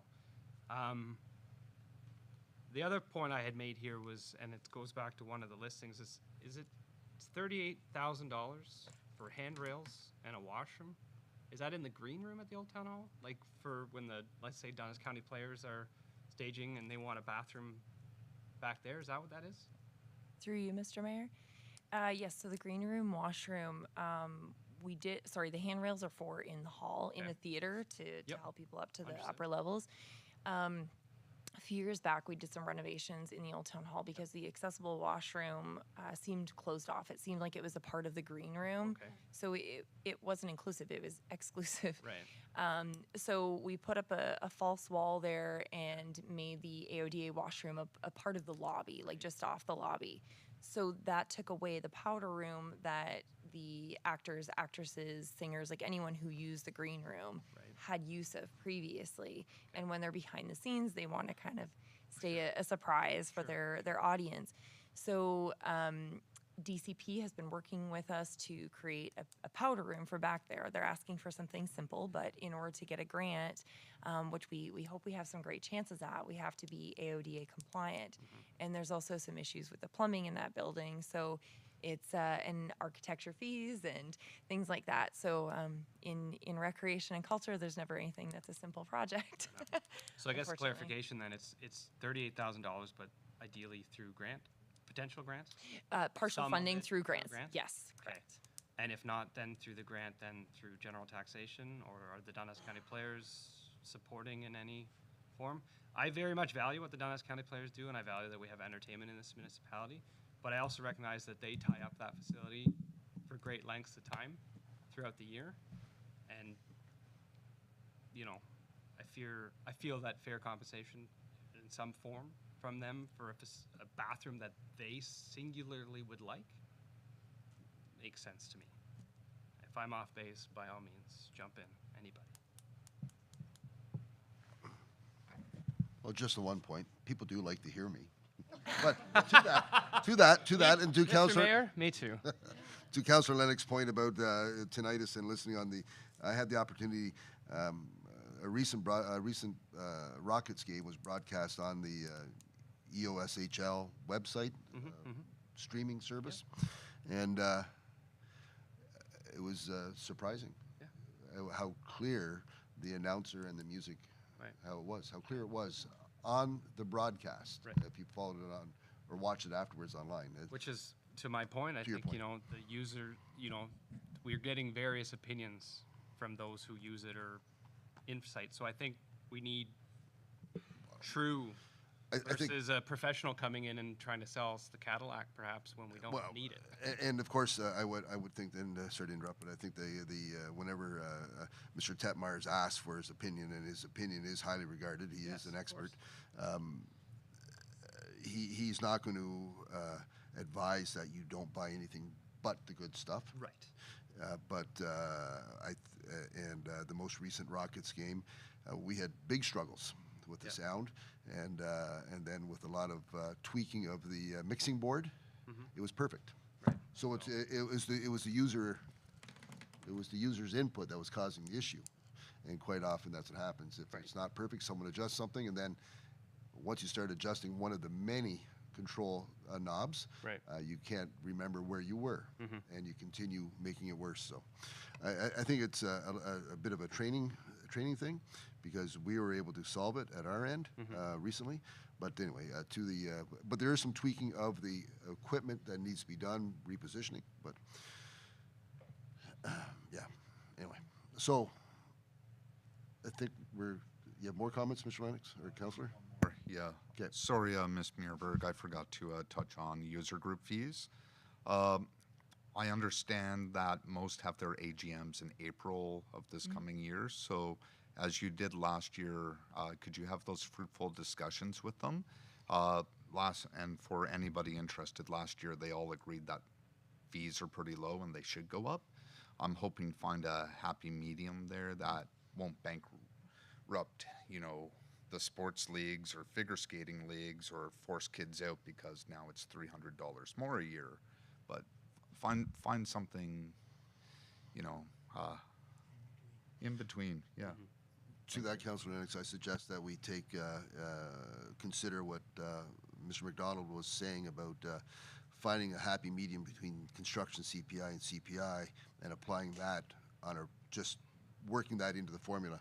So when every year there's an increase that recognizes the challenges we face with our facilities, and it's something much like the wage increase. It's there. It's carved in stone. It's understood going forward. There'd be no surprises every 5 years or every 10 years. It's just something that we just goes along.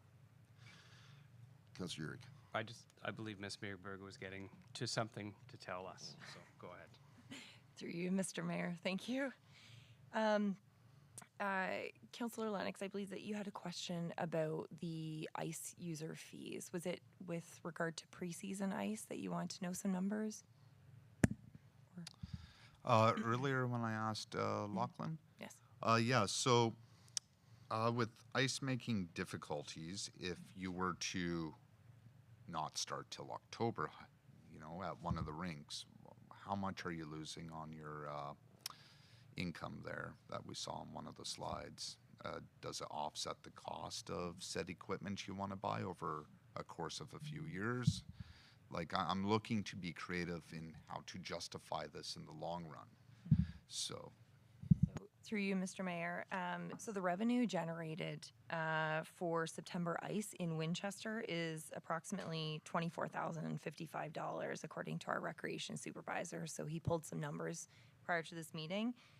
The increase in our utility fees, so water, sewer, hydro, and heating, we looked at July 2023 versus October 2023, and we're looking at an increased cost of about $8,040. So, and then the dehumidifier rental was approximately $10,000. So per month. So $18,000 in expenses versus for that 1 month of September, about $24,000. all right, perfect. And how do we quantify that and measure it against the intrinsic value of the Rockets training camp that provides local families or everything else?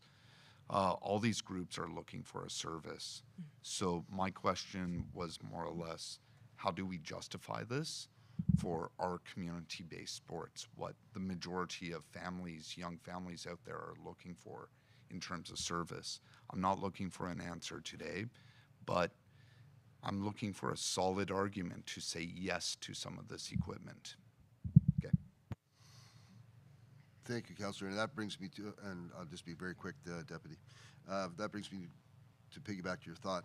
I'd be interested to know what the cost of the ice is, the cost incurred September, October, the cost to have ice installed and ice maintained September, October versus the cost to have ice maintained December, January, to see what the difference is, because there's a difference in the amount of energy used, without a doubt, to get the ice in and to maintain it.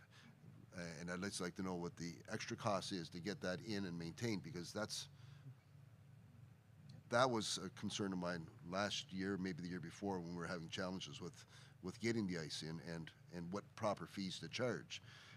And, you know, would it be then if there's an extra fee at our end, then there's an extra fee at the registration end to use the ice? And so we need to know I feel we need to know the information based on that. I just feel it moot, Mr. Mayor, because if we properly insulate and take care of this building, as Councillor Yurek and yourself alluded to, those costs are actually much lower, but are we willing to commit? And that's what I want that strat plan for, and then we can have that tough discussion. Okay. Deputy Mayor. Yeah, thank you, Mr. Mayor. Okay, my question is, you mentioned September, the money portion for September, but you start the ice in August, and you haven't mentioned what cost it is in August, because August we have all the heat. That's when we really need the dehumidifier. I know you've had problems with condensation where you've had to have staff go buy plastic to cover a whole, you know, ice to stop the damage to the ice. It's not just September, it starts in August. And so we need to know the cost that it's costing the taxpayer in August. You know, we have climate change, it's hotter all the time. Those buildings were not made to put in ice in August when the temperatures are 30 degrees Celsius outside and humidity is 90%. And so it's not, John, it's not just the September, because it starts in August. So we need to know You're the correct. cost here. It is. Yeah. It is earlier than September. That's for sure. So yeah, it'd be nice to have that type of information to capture what Councillor Lennox was saying with the deputy mayor and my concerns, so we have that metric to make a decision and have an understanding of the actual cost. We all understand it costs more, but I don't think anyone sitting here amongst the five of us can actually tell the community when we're challenged what the cost is. You know, if someone says it costs a lot, we just have to agree, because that's all we know. It's like the cost. Yes, ma'am. Through you, Mr. Mayor, to address Councillor Ureg's question about the, I believe, like repairs and maintenance, like things that are coming in the future for our buildings and maintaining them. Has Council seen the building condition assessment that was completed a couple years ago? The building condition assessment. It was completed by an external consulting company who came in, assessed the various facilities and all of the components, and identified what year they were installed, what the useful life is of them, what the replacement cost is, and what the replacement year is. We do have that available certainly for council review. Okay, that's perfect. We can circulate that, absolutely. I know some of the information that was presented to council 3 months ago, I believe, when Ben Tahan was our interim CAO. We presented some information about the Sam Alt Arena / Joel Steele Community Center. That information was pulled from that report, so that might be something that council would like to see. Also, it is a struggle for our staff team each year, staff team in all departments, to come to council with the things that we find to be priority. As council is fully aware, we have a lot of aging infrastructure, and it's difficult when there's cuts and deferrals and things that we know that we need as staff to patch another year, Band-Aid solution, if you will. So this is where we're at with our facilities. So it's not despite us not knowing about it. It's just we're trying to make do the best we can. Yep. And it's appreciated, Ms. Meerberg, that we do understand that they have older facilities, and we do understand that there's been a lot of work that goes in year after year and things below the line. We feel the pressure as council members to be mindful of the community and what they can bear.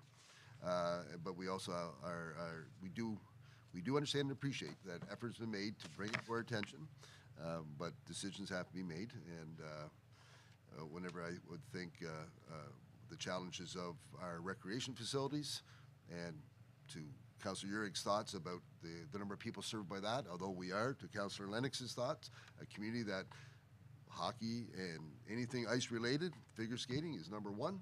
We have to be mindful of that.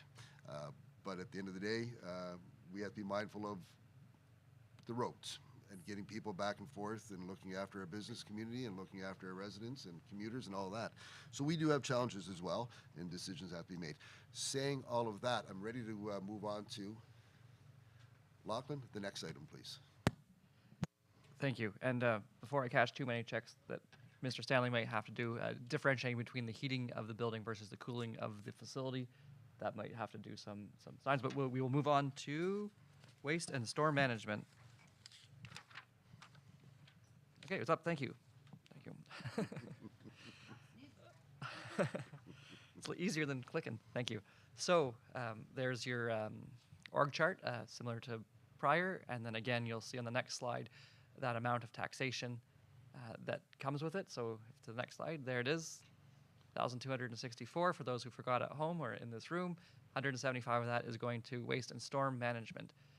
Looking at the next slide, you have our achievements. A lot of check marks for the government. Thank them for that. New cell created last cell.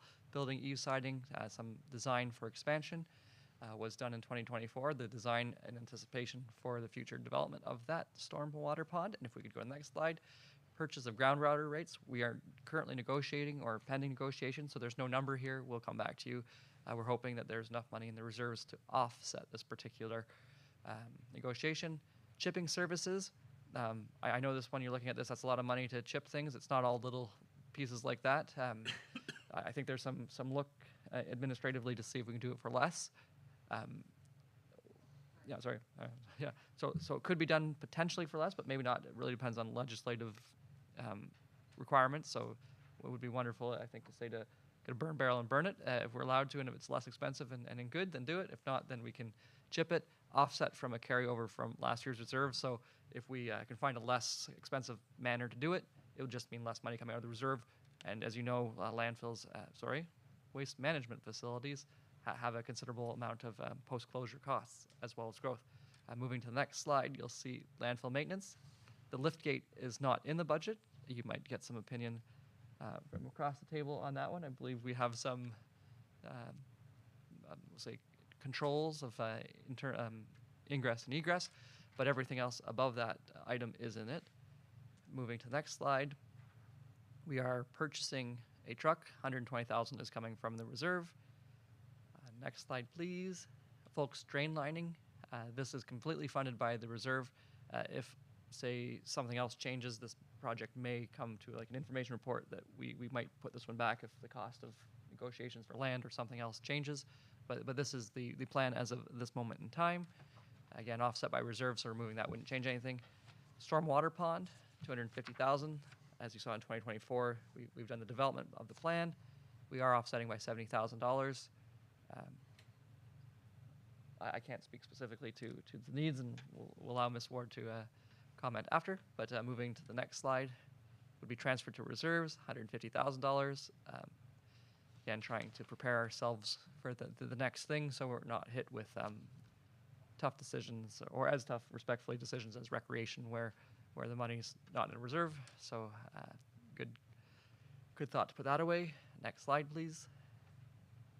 So $69,000 increase over last year. And next slide will show you the storm management. Sorry, I thought I was going to go to the percentage of budget.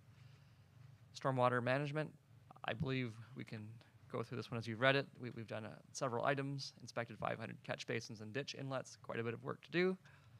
Moving on to the next slide, a rough estimate. I love napkin math because you can just put ideas up there and just putting an idea in your mind that, again, assets cost money. If I can jump back to recreation, Wintario was a great time to build arenas, and it would have been wonderful from the 70s that everybody put $100,000 a year for that arena when the time comes. But we always anticipate more government money, and sometimes it changes. Maybe we get to pass the ACE to pay the arena. I don't know if we can do that, but they seem to be successful. But coming back to this particular slide, and sorry for the ramble there, looking at numbers, they can get big pretty fast, even for something as little as, I believe the next slide would probably have a picture of where those things are. So if we could move to the next slide. There's Mayor Fraser on YouTube, I think circa 2020, 2021. Accordion. And those are your stormwater. This isn't sexy stuff, so to speak. Recreation kind of carries your heart. I'm lucky I'm a tin man at times. I don't need one to run a budget.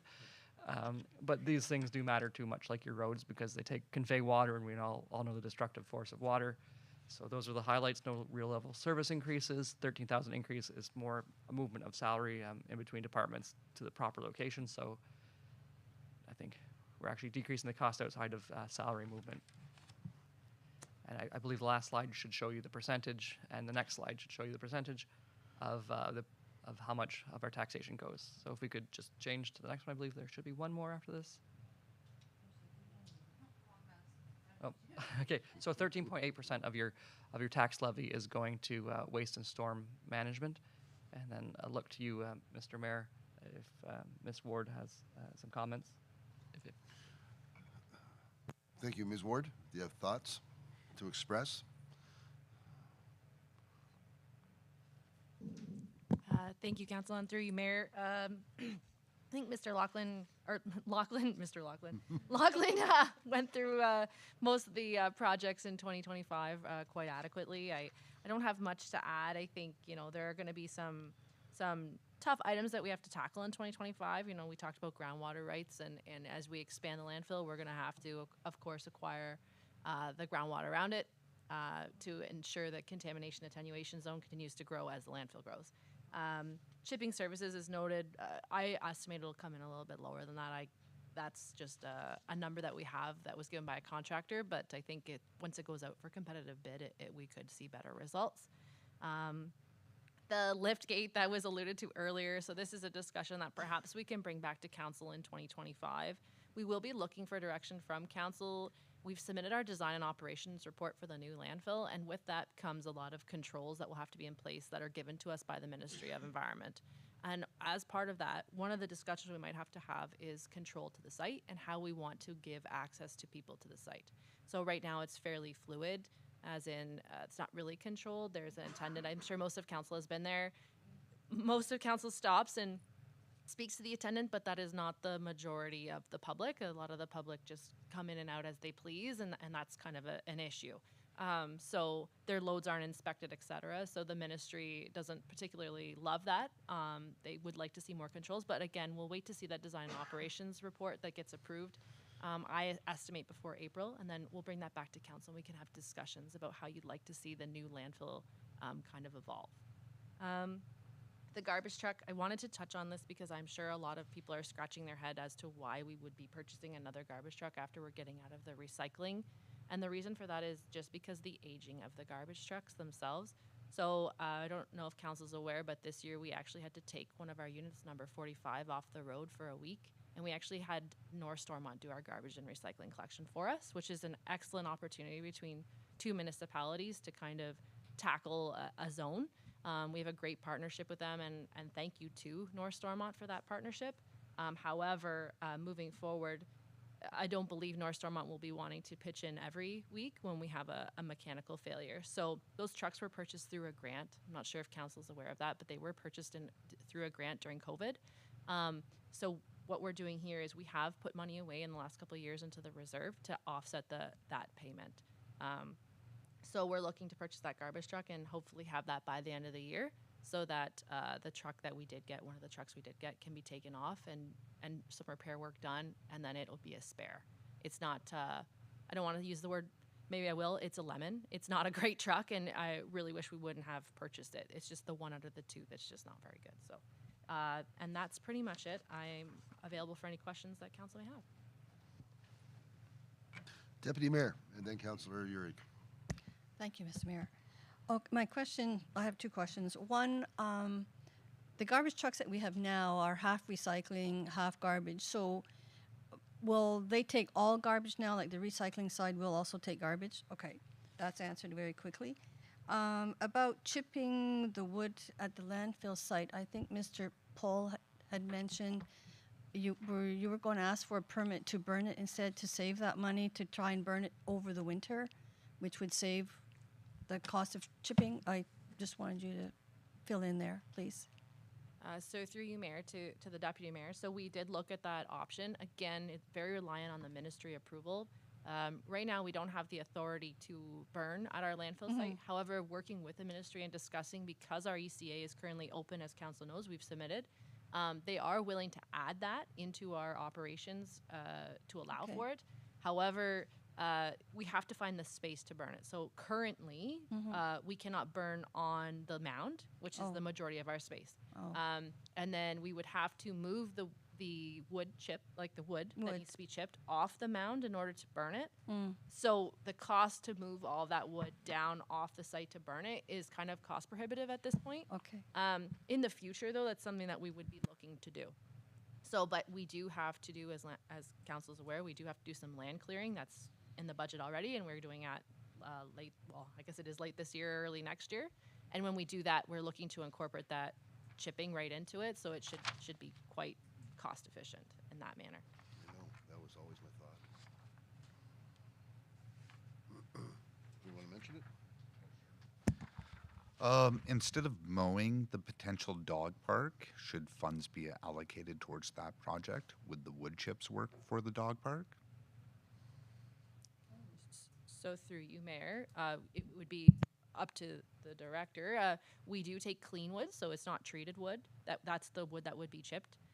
But it would be up to the director if that's what she wanted. We would absolutely have ample supply of wood chips.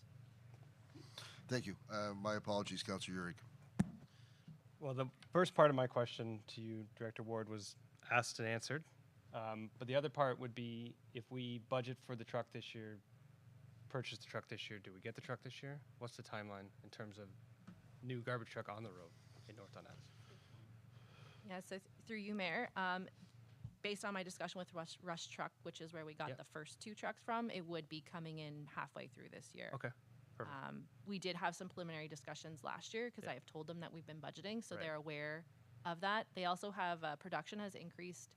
COVID kind of really lagged behind, but Right. now they're seeing increased production rates, Okay. so we should be on target for halfway through. But an update will come to Right. council if that's not the case. No, I ask because I'm well aware of the challenges you guys have had in your department with truck down and borrowing and others. So I'm just kind of like, timeline from your perspective for a little less stress come garbage collection. Yes. And if I may, I think the wood chips were not suitable or amenable, or they weren't happy with the wood chips for the dog park. Desirous is the word. Pardon me? Desirous. They're desirous. Sorry. Through you, Mr. Mayor. Yes, my understanding is that our volunteer group is not interested in wood chips due to sanitary reasons. Apparently, wood chips do collect urine and feces and could bring disease to animals, is my understanding. So, but thank you for the question. Not to be overly negative to that group, but it can stay below the line. I just want to ask, unless Councillor Hannibal, before I jump in, whenever you talk about the lift gate, it came to my mind that I think that'd be a nice project for the high school. They have that STEM 138. I think it's called STEM 138. I got it wrong, but anyway, the 138 project that Mr. Curry is championing at the high school, and there's grade 9s to 12 working with university industrial level computers and printers, and then I know they can design something and send to the CAD machine in the metal shop, and it can be worked on. And I think we have to start really with this project going on at North Dundas High School. Any opportunity we have with anything that could possibly be built by students that are getting ready for the engineering stream at university, I think it would support them, and it supports us. So I'm interested in if that is within the realm of reason to consider something like that, and maybe the project comes in at a lot lower cost if it's we pay for supplies and pay for some support. Is there any other questions for Ms. Ward? Is there anything that we'd like to follow up with before we close it up? Councillor Urick, thank you. Yeah, I wanted to go back to transportation, if we may, Director Cheney. The electric gate. There's a gate there currently, yes? And it opens and closes, and we have staff that are physically capable of opening and closing the gate that's currently there? Through you, Mayor Fraser, to Councillor Uri, yes, you are absolutely correct. And in your professional assessment, an electric gate is more beneficial because it is guaranteed to close? It has to be closed? It can't be forgotten? It will be closed? Correct. So I'm trying to Yep, find absolutely. dollars for you for some other things. So this is my questioning. absolutely. So if you will, to you, Councillor Urick, the funding for the gate comes from the development charges, which is not a hit to the tax levy. However, if it's something that council wants to take out, those funds have to stay. They're very specific on where we can use those funds.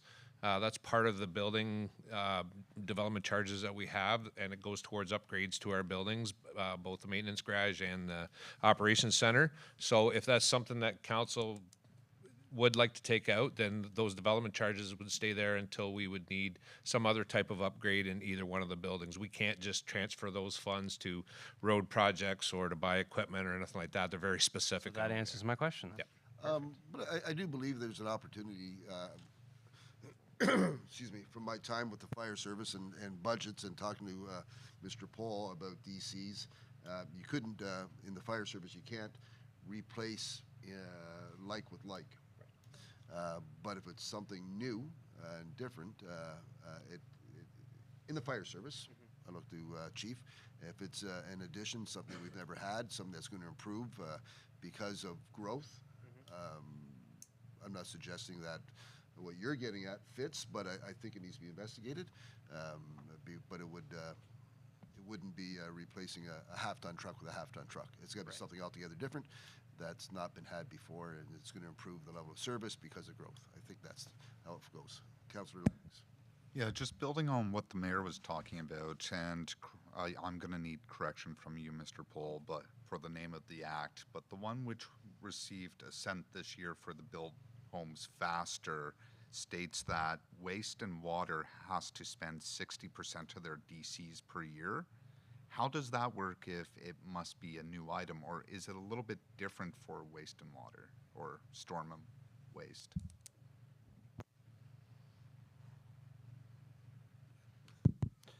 Yes, you are correct. They did bring in new legislation that requires certain amounts, especially recreation too, to be spent. 60% per year. We have to look at that every year and make sure we are spending the money. For smaller municipalities, as you can ascertain, it's much harder. For huge municipalities, that's much easier. You got tons of parks, but as you know, we're doing certain parks. We have spent money on our parks recently, so we will be able to hit that 60%. But with regard to waste and things like that, it can be more difficult depending on what's going on in a year. Sometimes we got to save up for 10 years before we have enough money to actually spend on that item that we've budgeted for or we're planning, because we haven't had the growth yet. It takes 10 years to have that growth. That's in the discussion with the Ministry of Finance, is how much are they going to enforce that for smaller municipalities, because it's so much harder for us to keep track of that on an annual basis, which they're requiring us to do. It's just, it's not realistic. No, thank you for your explanation. Yeah, like every good Canadian, I was just flipping through what's been approved this year, and I saw that little tidbit, and I was like, oh, how's Danielle going to spend that? Question for you, Mr. Cheney, or a comment. I'm not interested in taking out loans, any more loans, but I do like your roads plan, and I did really like the second option there. However, is that feasible? Probably not. We probably want to keep taxes lower, but I do like the plan, and I rather get ahead of it so future councils aren't sitting up here saying the same thing we've been saying for a long time. You know, rink, do we retrofit all of the rink, or do we pave Development Road? You know, and weighing difficult problems for small municipalities such as ours. So I think the end goal here is let's grow our tax base through water. Just my final thought. Thank you. I've noted that's your final thought. Thank you. Deputy Mayor. Thank you. And I have just one short question to clarify your question. Okay, the 46,000 from the DCs for the electric gate, can we use that for the roller behind the grader? I think that's the question he meant. Through you, Mayor Fraser, to the Deputy Mayor, no, we cannot. Okay. It has to go to the buildings. Okay. Question asked, question answered. Anything else before I read? Mr. Paul, Mr. McDonald? Apologies for interrupting you right at the end. I know that's always as fun. And through you, Mr. Mayor, there was one item that came to you from Habitat for Humanity sometime that was not included in that budget. I just wanted to, if you wanted to put it above the line or leave it, I believe it was for critical home repairs. They were searching for $10,000, so that was not in the budget, but I didn't note it, and I didn't want to be dismissive of their request. I have thoughts. Councillor Lennox? Priority 5 is sustainable housing and growing housing. I vote yes. Yeah, I'm fine with that. Some of the other smaller asks that have stayed below the line, in my opinion, can stay below the line. But to that point, you know, we do have people in our community that need this type of help. And if we can support, and 10,000 really doesn't mean a momentous increase in our taxes, then that by all means. Okay.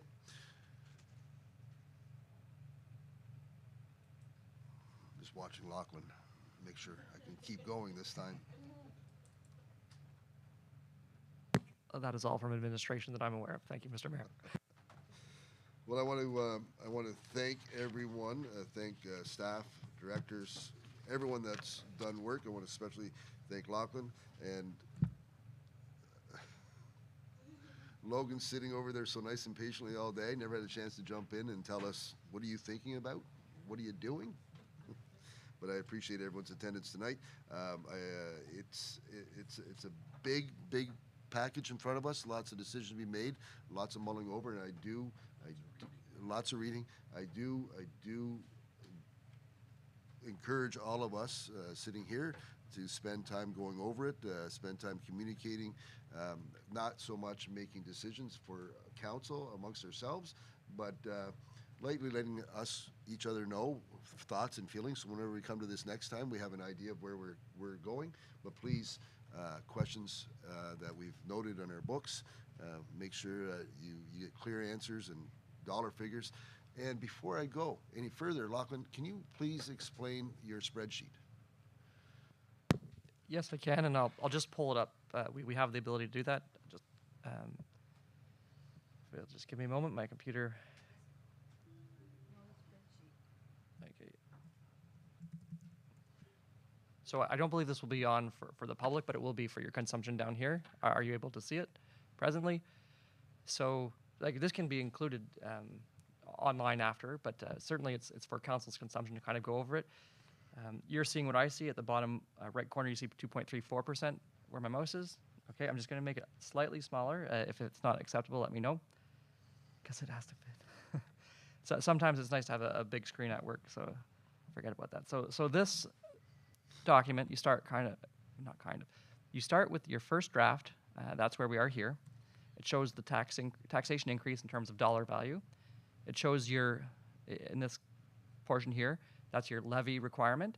That new, I guess, would be considered growth. I may have changed the nomenclature, so I apologize for that. New is growth. You can use it as a member of council to go through things. So if you were thinking, maybe I want to add Heineman Road here, add Heineman Road. I don't have to write the whole thing, just I'll put that short form. And it would show you post-deliberation what that amount is, the change of the increase of our local tax rate, the growth, because as you know, some of that growth would pick up some of the increased rate. And then across the board here, we have the SDG County at 4.89%. I believe that's the draft number, but it's fairly close. The weighting of how much of the money goes to the county, and then the tax implication, just a weighted value, like their tax times how much it's worth equals X. North Dundas similarly at 16.86 with adding Heineman Road would mean 42%. These numbers will change as you change, because naturally if we take more taxation in, our percentage of the total pie changes. And so again, increase times the weighting we have equals your weighted number, which in this case is tax implication. So you can play with this, and if you see like that would be option, I guess, 4 in that list, and we kind of noted option number 2 would be like ideal, but you have to, as council, balance some levels of service with the ability to afford those services. But you can play with that, and if you want to add several of the recreation items, or take something out. Yeah, that's true. I should. There's a book I read recently that said humans have a bad intention of always adding to solve problems when sometimes the answer is less and better. So I guess I could. Yeah, take $100,000 out. Let's make it fun. $999.99. I'm trying to sell this one, you know. So random item, and you can see that it drops down. So that would show you that on this one I'm highlighting here, 12.89 would change to 11.8, and then the change there, and we started at 7.65. And that's how to use it. Furthermore, I'm going to scroll to the right of the screen, because I did hide some things, just in case you had made decisions this evening. I'll just, before I do that, I'll return to the initial one. So I'm just going to hide these screens. You can roll over. And all those numbers in your presentation are derived from here. So you can see the $220,000 house would have that if there was commercial taxation at that value here. It's drawing from these two here. There's numbers that are somewhat hidden. So you can play with that and be like, oh, I don't want to just talk about residential. I want to talk about a $2 million farm. And a $2 million farm would see like an increase that's obviously they're big numbers, but the increase of that on that $2 million farm is $482. So sometimes we look at residential and we equate it to farm, but it's a little different. However, coming back to the mythical taxpayer, you have the taxation per year by taxing authority. Taxing authority being North Dundas, SDG County's education, commercial, industrial, and farm. Those are typically the ones we talk about, your primary ones that drive our budget. The year-over-year change and where that comes from. And then just below that, you have your monthly burden. So again, as present, 17.68, 12.04 of that is North Dundas. That'd be the monthly burden as a budget as presented. But you can play with these numbers, and I mean, enjoy. Is that monthly burden on $100,000 of assessment? It would be on your mythical taxpayer, $220,000. Taxpayer, but the commercial increased monthly tax burden. That would be based on $220,000 assessed at the commercial rate. Okay, so it's a $220,000 assessment. Yes. So all these follow, like you can change that number up a little bit above here. Again, on yours it will be great because I tried to send this out before. I hope if my how-to video, if it was watched, it was enjoyed. It was embarrassing. However, community doesn't need to know that, and now it's on public record. To say, you can We're still live though, right? Oh yeah, we're still live. We're very much live. So I apologize. Let it caution you before you say. So just I have to remind myself I'm not just talking to this room. So yes, this represents 220,000 of assessment based on whatever commercial tax rate. And if you wanted to get in behind the behind the scenes, you can see what those rates are and year-end tax file. So this is our assessment and how it goes through. So if you'd like a master class on that, you can call me. I give lessons. But for your consumption, it's mostly in here and looking at the change in the blended rate, which is what the person feels in their pocket, what we are adding to that burden locally, and then on the right side, the burden altogether. So it's a lot of information, but I do encourage you to play with it while you're mulling your thoughts, because I think this budget in front of you is, there's a lot of weighty decisions to be made. And I don't envy the spot. Okay, thank you very much. I appreciate the primer on that, Deputy Mayor. Just one little humorous comment. Lachlan was showing me this program on Monday, and he seems to really enjoy playing with numbers in there. He was just whipping through there and saying, oh, you can do this, and he finds it a lot of fun to do that.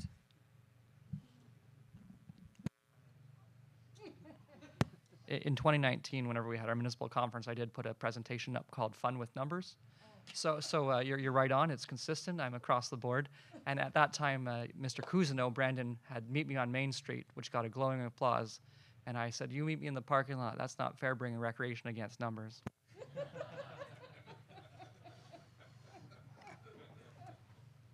Well, thank you for that.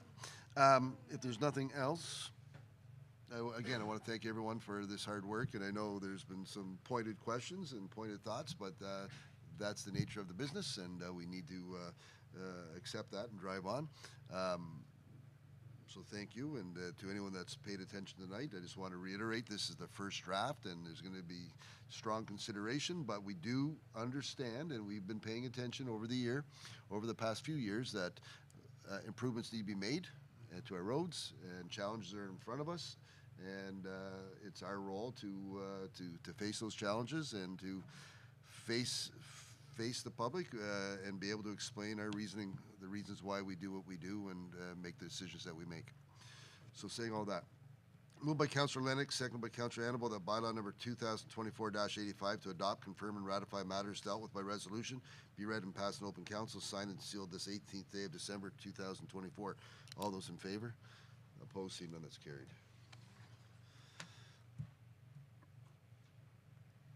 Moved by Councillor Lennox, seconded by Councillor Annable, that council adjourn to the call of the chair at 6:47 p.m.